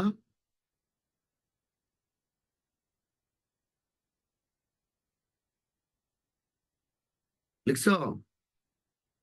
অগ্নিবীণা, বিশ্বের বাসী, ভাঙার গান, চক্রবাক, শিখা, এগুলো তো উল্লেখযোগ্য কাব্যগ্রন্থ। নজরুলের নাটকগুলো, উপন্যাসগুলো কাব্যগ্রন্থ। এবার আসো জসিম উদ্দিন। জসিম উদ্দিন, জসিম উদ্দিন, বোর্ডে লেখা আছে নামটা দেখো। মধুমালা ও বেদের মেয়ে তার বিখ্যাত দুটি গীতি নাটক। গীতি নাটক মানে কি? নাম গান নির্ভর। মধুমালা ও বেদের মেয়ে তার বিখ্যাত দুটি গীতি নাটক।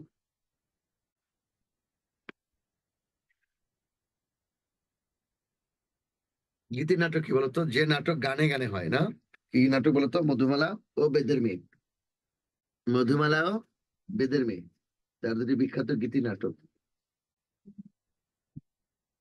মধুমালা ও বেদের মেয়ে তার বিখ্যাত দুটি গীতি নাটক। তাহলে পল্লীকবি যশোরের বিখ্যাত গীতি নাটকের নাম কি বলতো? মধুমালা ও বেদের মেয়ে। মধুমালা ও বেদের মেয়ে।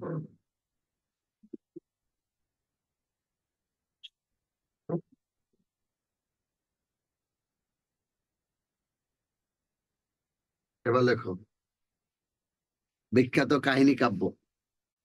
কাহিনী কাব্য লেখো। কাহিনী কাব্য।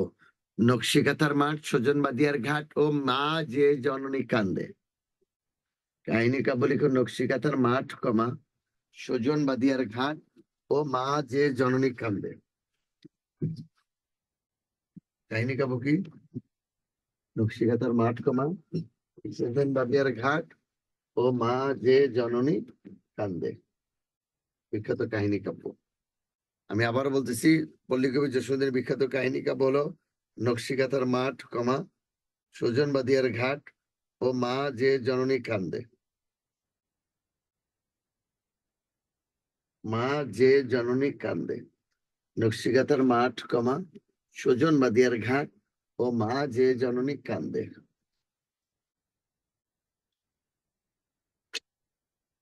নকশিকাঁথার মাঠ, সুজন বাদিয়ার ঘাট ও মা যে জননী কান্দে। কি বলেছি বলতো? নকশিকাঁথার মাঠ, সুজন বাদিয়ার ঘাট ও মা যে জননী কান্দে। মা যে জননী কান্দে। এটা কাহিনী কাব্য।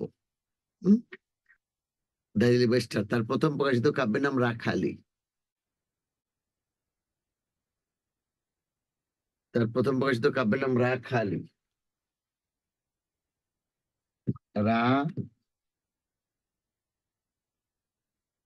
রাখালি লেখো। কবর কবিতাটা এই কাব্যের অন্তর্গত।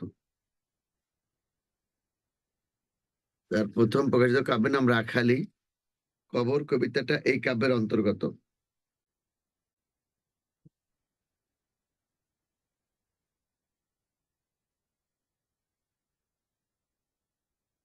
তার প্রথম প্রকাশিত কাব্যের নাম রাখালি। কবর কবিতাটা এই কাব্যের অন্তর্গত।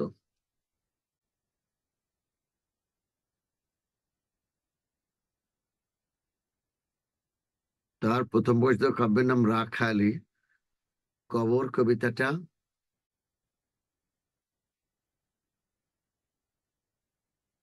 রাখালি। তার কবর কবিতাটা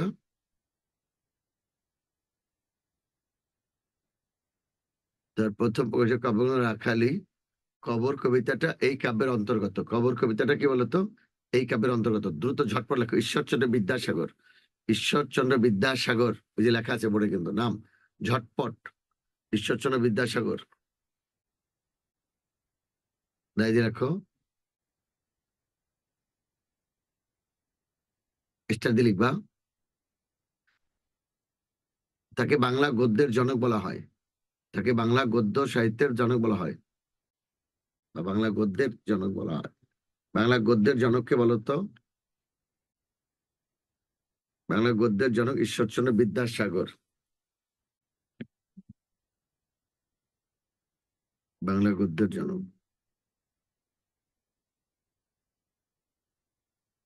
ঈশ্বরচন্দ্র বিদ্যাসাগরকে বাংলা গদ্যের জনক বলা হয়।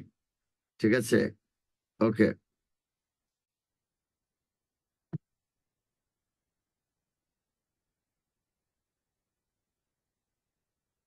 ঈশ্বরচন্দ্র বিদ্যাসাগরকে বাংলা গদ্যের জনক বলা হয়।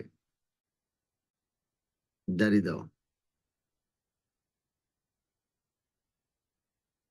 দাঁড়িয়ে লিখবা। বেতাল পঞ্চবিংশতি গ্রন্থ থেকে তিনি বাংলা গদ্যে বিরাম চিহ্নের ব্যবহার শুরু করেন। বেতাল পঞ্চবিংশতি, বেতাল পঞ্চবিংশতি গ্রন্থতে তিনি সর্বপ্রথম বাংলা বিরাম চিহ্নের ব্যবহার করেন। বেতাল পঞ্চবিংশতি যদি আসে কোন গ্রন্থে প্রথম বিরাম চিহ্ন ব্যবহার করা হয়? বেতাল পঞ্চবিংশতি। বেতাল পঞ্চবিংশতি কার রচনা? ঈশ্বরচন্দ্র বিদ্যাসাগর। ঈশ্বরচন্দ্র বিদ্যাসাগর।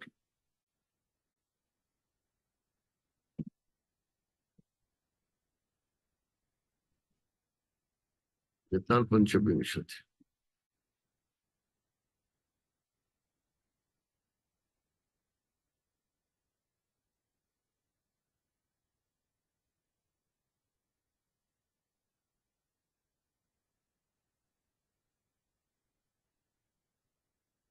বেতাল পঞ্চবিংশতি, ঠিক আছে।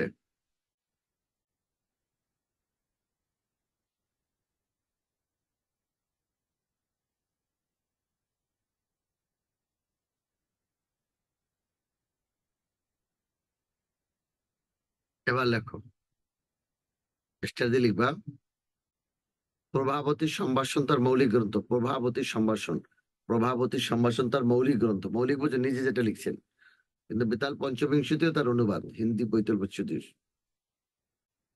ঝটপট লিখবা সবাই, এখন রাইটারদের নাম লিখবা, বিখ্যাত গ্রন্থের নাম লিখবা। দীনবন্ধু মিত্র, ঈশ্বরচন্দ্র বিদ্যাসাগরের মৌলিক রচনা কোনটা? মৌলিক গ্রন্থ প্রভাবতী সম্ভাষণ। প্রভাবতী সম্ভাষণ। পরের লাইনগুলো লিখবেন, একটু শুনে নাও। ঈশ্বরচন্দ্র বিদ্যাসাগর সারা জীবন ভালোবেসেছিলেন মানুষকে। শেষ জীবনে তিনি মানুষের উপর বিশ্বাস হারিয়ে ফেলেছিলেন। এ সময় তার সুখ দুঃখের সাথে চাকরি বন্ধু কন্যা 2.5 বছর প্রভাবতী, কিন্তু তার অকাল মৃত্যুতে বিদ্যাসাগর শোকে ভেঙে পড়েন। তিনি বাংলা গদ্যে রচনা করেন এক অমর শোক গাথা, প্রভাবতী সম্ভাষণ। প্রভাবতী সম্ভাষণ।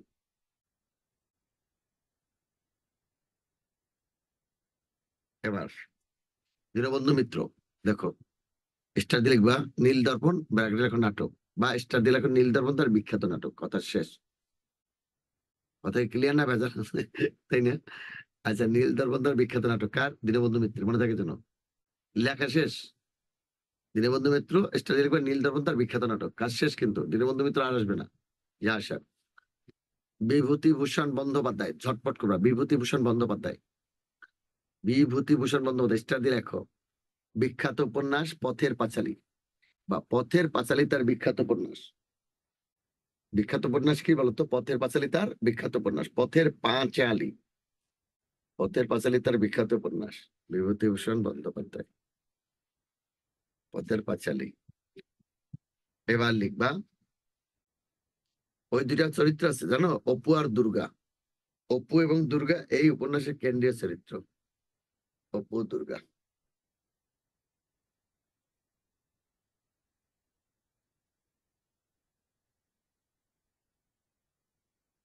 ঈশ্বরচন্দ্র বিদ্যাসাগর, ও সরি, গেল বিভূতিভূষণ বন্দ্যোপাধ্যায়। এবার লেখো তারা শঙ্কর বন্দ্যোপাধ্যায়, তার বিখ্যাত উপন্যাস কবি। তারা শঙ্কর বন্দ্যোপাধ্যায়ের বিখ্যাত উপন্যাস কবি। আরেকটা লেখো একটি কালো মেয়ের কথা তার মুক্তিযুদ্ধ ভিত্তিক উপন্যাস। তারা শঙ্কর বন্দ্যোপাধ্যায়ের বিখ্যাত উপন্যাস হলো কবি। কবি আর মুক্তিযুদ্ধ ভিত্তিক একটি উপন্যাস আছে যেখানে আমাদের মুক্তিযুদ্ধ। একটি কালো মেয়ের কথা, একটি কালো মেয়ের কথা তার মুক্তিযুদ্ধ ভিত্তিক উপন্যাস।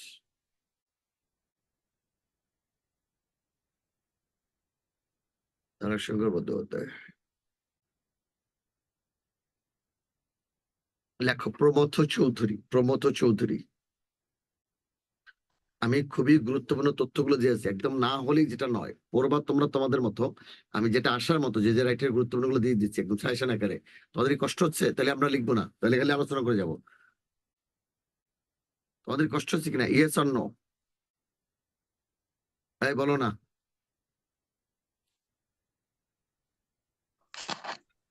না স্যার, আলহামদুলিল্লাহ স্যার। তারাশঙ্কর বন্দ্যোপাধ্যায়ের বিখ্যাত উপন্যাস কি? কবি। কবি উপন্যাসটি রচয়িতা কে বলতো? তারাশঙ্কর বন্দ্যোপাধ্যায়। তারাশঙ্কর বন্দ্যোপাধ্যায়, ঠিক আছে। প্রমথ চৌধুরীকে বলা হয় বাংলার দেখছো একটু সময়, অথচ বিসিএস এর ক্লাসে সারাদিন থাকলেও কেউ একজন হয়েছে কারণ বিসিএস সারাদিন আনমিউট থাকলে কেউ একজন হয়েছে কারণ ওরা নিজেরাই নিজেদের মিউট রাখে, নিজেরাই আনমিউট, বুঝছো?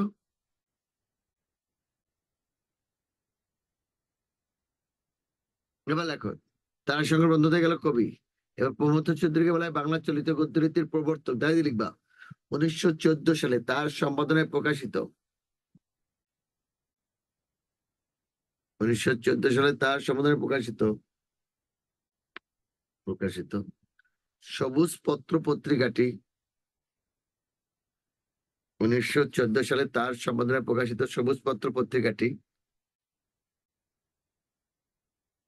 বাংলা চলিত গদ্যরীতির প্রবর্তনে অসামান্য অবদান রাখে। 1914 সালে তার সম্পাদনায় প্রকাশিত সবুজ পত্র পত্রিকাটি বাংলা চলিত গদ্যরীতির প্রবর্তনে অসামান্য অবদান রাখে। অসামান্য অবদান রাখে, লিখেছে। এবার আসো হুমায়ুন আহমেদ। হুমায়ুন আহমেদ, ঝটপট দিব হুমায়ুন আহমেদ। তার প্রথম প্রকাশিত উপন্যাসের নাম নন্দিত নরক, 1972, হুমায়ুন আহমেদ। তার প্রথম প্রকাশিত উপন্যাসের নাম নন্দিত নরকে। কোথায় লিখবো? নন্দিত নরকে। এটা লেখা হয়েছে 1972 সালে এবং দেয়াল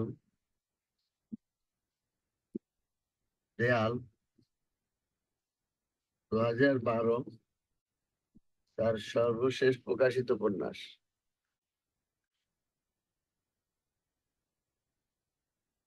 তার প্রথম প্রকাশিত উপন্যাসের নাম নন্দিত নরকে।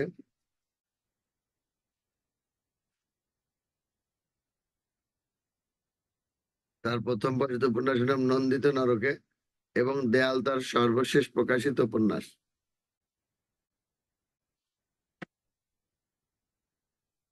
তার প্রথম নন্দিত, দেয়াল তার সর্বশেষ। তাই লিখবা, আলাদা স্টার দাও, নতুন স্টার দিও, হুমায়ুন আহমেদ আলাদা স্টার লেখো। জ্যোৎস্না ও জননীর গল্প, আগুনের পরশমণি। জ্যোৎস্না ও জননীর গল্প, আগুনের পরশমণি। জ্যোৎস্না ও জননীর গল্প, আগুনের পরশমণি। আগুনের পরশমণি। জ্যোৎস্না ও জননীর গল্প, আগুনের পরশমণি। সৌরভ, সৌরভ, অনিল বাগচির একদিন। অনিল বাগচির একদিন, এগুলো তার মুক্তিযুদ্ধ ভিত্তিক উপন্যাস। জ্যোৎস্না ও জননীর গল্প, আগুনের পরশমণি, সৌরভ, অনিল বাগচির একদিন, এগুলো তার মুক্তিযুদ্ধ ভিত্তিক উপন্যাস। তার বিখ্যাত টিভি নাটকগুলো জানো? কোথাও কেউ নেই, আজ রবিবার, অয়ময়, এগুলো এগুলো লাগবে না তোমাদের। সেলিনা হোসেন, সেলিনা হোসেন, সেলিনা হোসেন।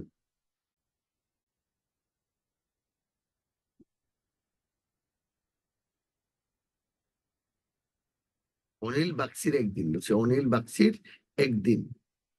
সেলিনা হোসেন লেখো। সেলিনা হোসেন লাগবে না, আগে লেখা হাঙ্গর নদী গ্রেনেড, এটা দাও। ডক্টর লাগবে না। 20 শতকের মেয়ে, ও নীলু ইব্রাহিম এমনি একটা বলেছিলাম, কি আমি বীরাঙ্গনা বলছি। আর এমনি একটা উপন্যাস আছে 20 শতকের মেয়ে, এটা তোমাদের লাগবে না, আসবে না। সৈয়দ শামসুল হক বলেছি, পায়ের আওয়াজ পাওয়া যায়, কাব্য নাটক, নাটক বলেছি। আখতারুজ্জামান ইলিয়াস, গল্প বলেছি। নির্মল ইন্দুগুণ, তোমাদের কোনো কারণেই লাগবে না। বেগম সুফিয়া কামাল, ও একটা বিখ্যাত গ্রন্থের নাম বলেছি, লাগবে না। বেগম রোকেয়া সাকাত হোসেন লেখো। বেগম রোকেয়া সাকাত হোসেন, হেডলাইন লেখো, বেগম রোকেয়া সাকাত হোসেন।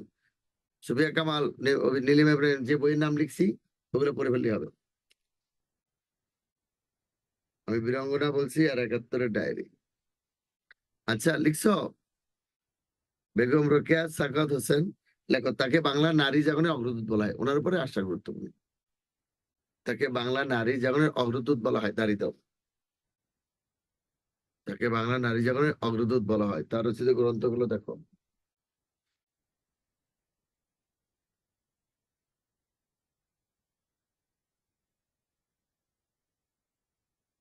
মতিচুর,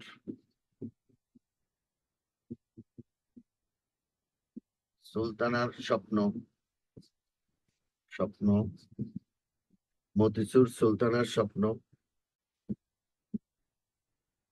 পদ্মরাগ, মতিচুর, সুলতানার স্বপ্ন, পদ্মরাগ, এগুলো তার গ্রন্থ। ঠিক আছে। আর এটা হচ্ছে অবরোধ বাসিনী। অবরোধ বা মতিচুর, মতিচুর, সুলতানার স্বপ্ন, পদ্মরাগ, অবরোধ বাসিনী, এগুলো তার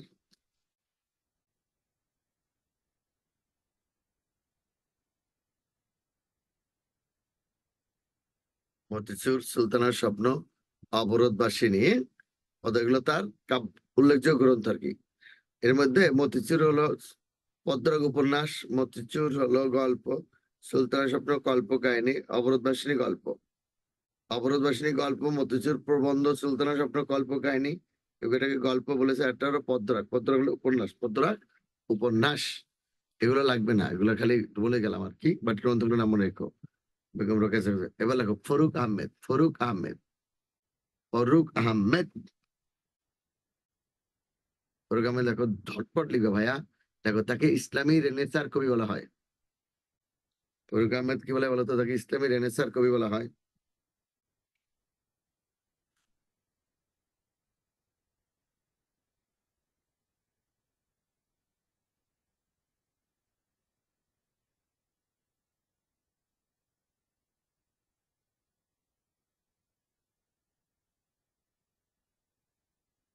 ফরুক আহমেদ কি ইসলামী রেনেসার কবি বলা হয়?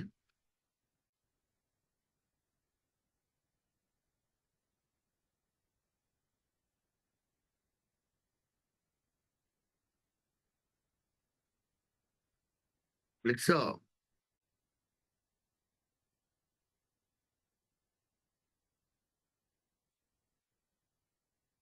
ফরুক আহমেদ কি বলা হয় বলতো? ফরুক আহমেদকে ইসলামী রেনেসার কবি বলা হয়। সাত সাগরের মাঝি তার বিখ্যাত কাব্যগ্রন্থ।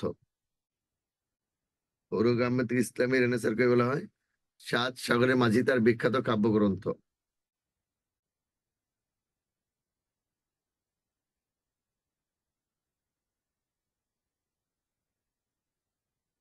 ফরুক আহমেদ ইসলামী রেনেসার কবি বলা হয়। সাত সাগরের মাঝি তার বিখ্যাত কাব্যগ্রন্থ। জারি লিখছো কিনা? হ্যাঁ বলবা। এই মুন, লিখছো? এবার ফরুক আহমেদ ইসলামী রেনেসার কবি বলা হয়, সাত সাগরের মাঝি তার বিখ্যাত কাব্যগ্রন্থ। ওকে, ডান। তাহলে হেডলাইন লেখো মীর মশাররফ হোসেন, মীর মশাররফ হোসেন, মীর মশাররফ হোসেন লেখো। তার ছদ্মনাম গাজী মিয়া। বিষাদ সিন্ধু তার বিখ্যাত উপন্যাস। তার ছদ্মনাম গাজী মিয়া, বিষাদ সিন্ধু তার বিখ্যাত উপন্যাস। মীর মশাররফের ছদ্মনাম গেল তো গাজী মিয়া।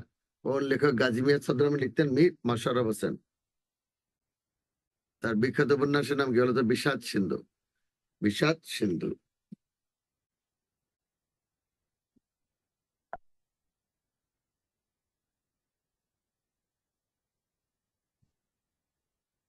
মীর মশাররফের ছদ্মনাম গাজী মিয়া, বিষাদ সিন্ধু তার বিখ্যাত উপন্যাস। ঠিক আছে, এবার যাও। একটা কথা শোনো, কারবালার বিষাদময় ঘটনা অবলম্বনে রচিত মীর মশাররফ হোসেনের মহাকাব্যচিত, মহাকাব্য না কিন্তু মহাকাব্যচিত, মহাকাব্য মানে হলো ডিটেলস বর্ণনা যেগুলো করা হয়, মহাকাব্যচিত সুবৃহৎ উপন্যাস বিষাদ সিন্ধু। গ্রন্থটিতে 3টা খণ্ড রয়েছে: মহরম পর্ব, উদ্ধার পর্ব, ইয়াজিদ বধ পর্ব। মহানবী হযরত মুহাম্মদ সাল্লাল্লাহু আলাইহি ওয়াসাল্লামের দৌহিত্র ইমাম হোসেনের করুণ মৃত্যুর কাহিনী বর্ণিত রয়েছে গ্রন্থটিতে। লিখতে পারছো না? হ্যাঁ বলো।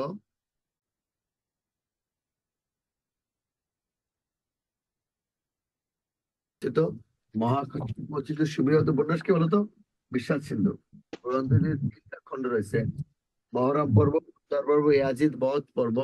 মহানবী হযরত মুহাম্মদ সাল্লাল্লাহু আলাইহি ওয়াসাল্লামের দৌহিত্র ইমাম হোসেনের করুণ মৃত্যুর কাহিনী বর্ণিত রয়েছে গ্রন্থটিতে। গ্রন্থটিতে 3টি খণ্ড রয়েছে। কি কি? মহরম পর্ব, উদ্ধার পর্ব, ইয়াজিদ বধ পর্ব। মহানবী হযরত মুহাম্মদ সাল্লাল্লাহু আলাইহি ওয়াসাল্লামের দৌহিত্র ইমাম হোসেনের করুণ মৃত্যুর কাহিনী বর্ণিত রয়েছে গ্রন্থটিতে। আচ্ছা, একটু ঝটপট বলো, বিদ্যুৎ চলে গেছিল তো ডিসপ্লেটা অন হতে একটু সময় লাগতেছে। তোমরা একটু বলবা মীর মশাররফ হোসেনের পরে কার নাম লেখা? জীবনানন্দ দাশ। আচ্ছা, যদি বলা তো গুড। যদি বলা হয় কোন লেখক গাজী মিয়া ছদ্মনাম লিখতেন? মীর মোশাররফ হোসেন। মীর মশাররফ হোসেন। এবার লেখো জীবনানন্দ দাশ, জীবনানন্দ দাশ, জীবনানন্দ দাশ লেখো। তাকে রূপসী বাংলার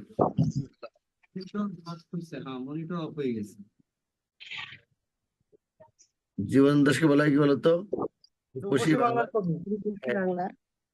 রূপসী বাংলার কবি বলা হয়। দেখো এটা আসবে না।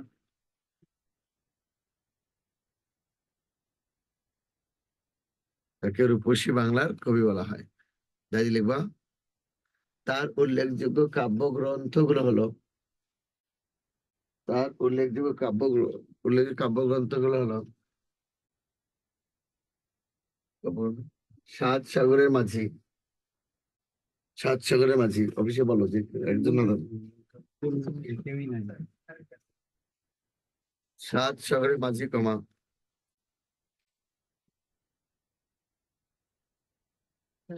এটা অন করে দাও ডিসপ্লেটা। সাত সাগরের মাঝি কমা বেলা অবেলা কালবেলা এক্সার খুঁজে পাই না, তাও সমস্যা নাই, কিন্তু যেন ওদেরকে দেখতে পারি। সাত সাগরের মাঝি সাড়েটা দাও, সাড়ে কি অবস্থা। সাত সাগরের মাঝি কমা বেলা অবেলা কালবেলা ষাটটি তারার তিমির রূপসী বাংলা। আসলে চারটের মধ্যে একটা কমন পড়ে যাবে। সাত সাগরের মাঝি সরি, ষাটটি তারার তিমির বেলা অবেলা কালবেলা বনলতা সেন রূপসী বাংলা। বেলা অবেলা কালবেলা ষাটটি তারার তিমির রূপসী বাংলা বনলতা সেন, তার বিখ্যাত গ্রন্থগুলো। এবার বলো কোনটা লিখতে পারো না বা এই হয়েছে, এরকম কোনটা আছে বলো তো, বলো ভাইয়া। লিখতে পারো না, এবার কোনো ঝামেলা হয়েছে এরকম আছে? ইলেকট্রিসিটি চলে গেছিল। স্যার সাত সাগরের বাংলা বুঝছো? কি স্যার? স্যার সৈয়দ ওয়ালিউল্লাহর বাদ আছে। এরপর কে লেখো? সৈয়দ অলিউল্লাহ। হেডলাইন লেখো সৈয়দ অলিউল্লাহ। হেডলাইনটা লিখো ভাই সৈয়দ অলিউল্লাহ। সৈয়দ অলিউল্লাহ লেখো। উপন্যাস লেখো, উপন্যাস লেখো। চাঁদের অমাবস্যায় লাল সালু গায়ে জড়িয়ে নদী কাঁদে। চাঁদের অমাবস্যায় লাল সালু, ডিসপ্লেটা করো। এটা তাদের অমাবস্যায় লাল সালু গায়ে জড়িয়ে নদী কাঁদে। চাঁদের অমাবস্যায় লাল সালু গায়ে জড়িয়ে নদী কাঁদে।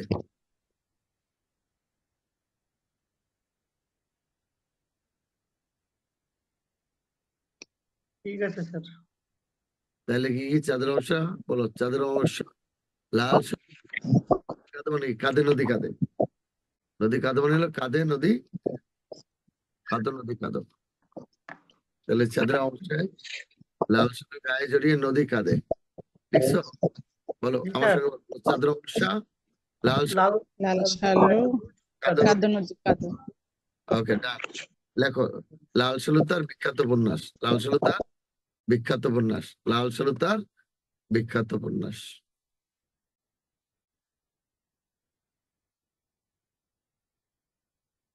লিখছে? হ্যাঁ বলো।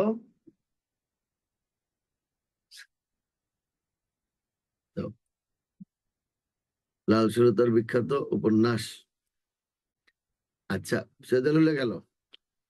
এবার যাও আল মাহমুদ।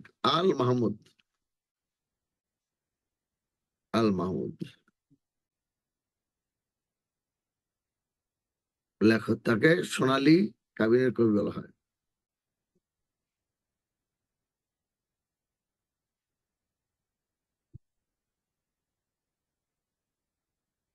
তাকে সোনালী কাবিনের কবি বলা হয়, কারণ তার বিখ্যাত কাব্য কি তাহলে সোনালী কাবিন। যদি আসে সোনালী কাবিনের লেখককে আল মাহমুদ। আচ্ছা, আর জীবনানন্দ একটা কথা বাকি ছিল, উনি কিন্তু উপন্যাসও লিখেছেন। মাল্যবান, সতীর্থ, কল্যাণী তার সর্বশেষ প্রকাশিত উপন্যাস। এটি তার মৃত্যুর অনেক পরে প্রকাশিত হয়, বুঝছো? কল্যাণী। ওকে, এবারে তাহলে আমি এই অংশটাকে করে দিলাম তোমাদেরকে। জীবনানন্দ দাশ, আল মাহমুদ, সোনালী কাবিন। এবার মোটামুটি আমাদের গুরুত্বপূর্ণ আলোচনাগুলো চলে আসছে, বুঝছো? রাইটার। এবার তোমাদের যদি কোনো প্রশ্ন জিজ্ঞাসা থাকে একজন মিউট করবো, হ্যান্ড রাইজ করবো, তাকে আনমিউট করে দেবো। একজন করে হ্যান্ড রাইজ করবা, যে কোনো প্রশ্ন, যে কোনো জিজ্ঞাসা।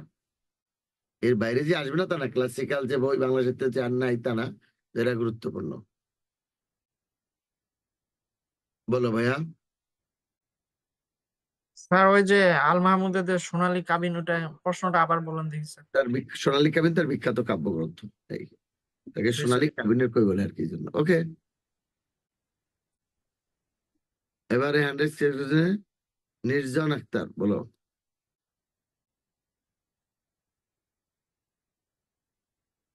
নাজদিন নাহার বলো, নাজদিন নাহার, নাজদিন নাহার। তুমি আনমিউট করে বলতে পারো নাজদিন নাহার।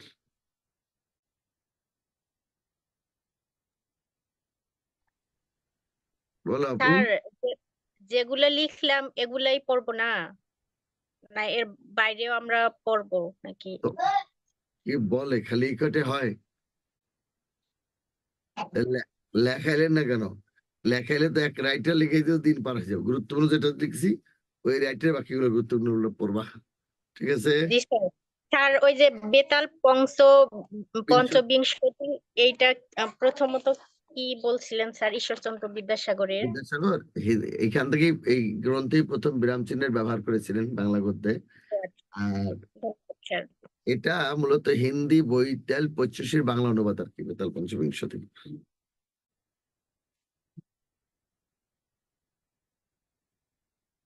নেক্সট কি বলো?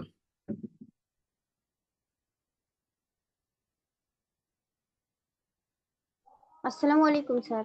ওয়ালাইকুম আসসালাম, বলো আপু। স্যার এই যে সোনালী কাবিন কাব্য এটা কি বিষয়, এটা জানার জন্য স্যার। ওটা কাব্য, কাব্য কবিতা, কবিতার সমান নয়।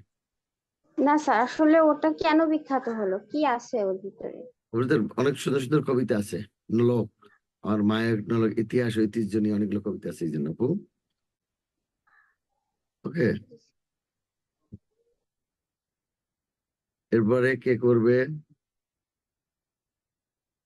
বড় ভাইয়া।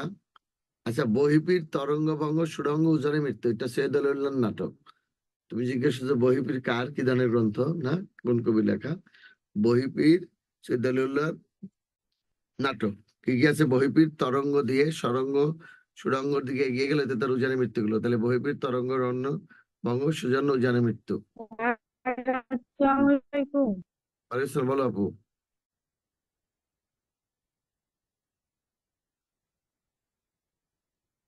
আর কে কে প্রশ্ন করবে? কত প্রশ্ন? আনমিউট করো। রোকেয়া আক্তার আনমিউট করো। হ্যালো স্যার, আসসালামু আলাইকুম। আচ্ছা বলো আপু।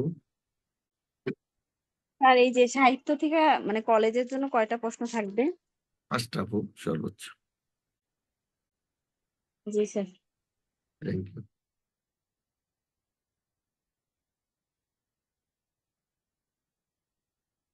মনিরুল ইসলাম বলো ভাইয়া।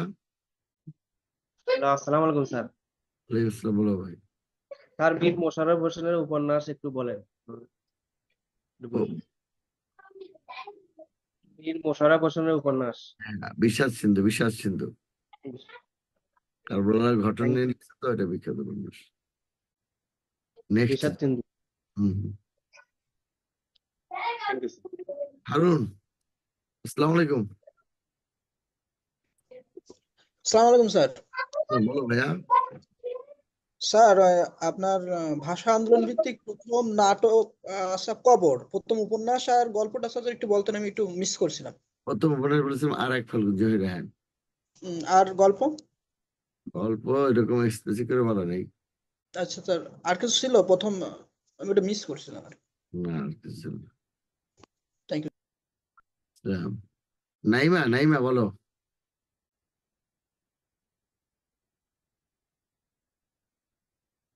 নাইমার কোনো প্রশ্ন থাকলে বলো।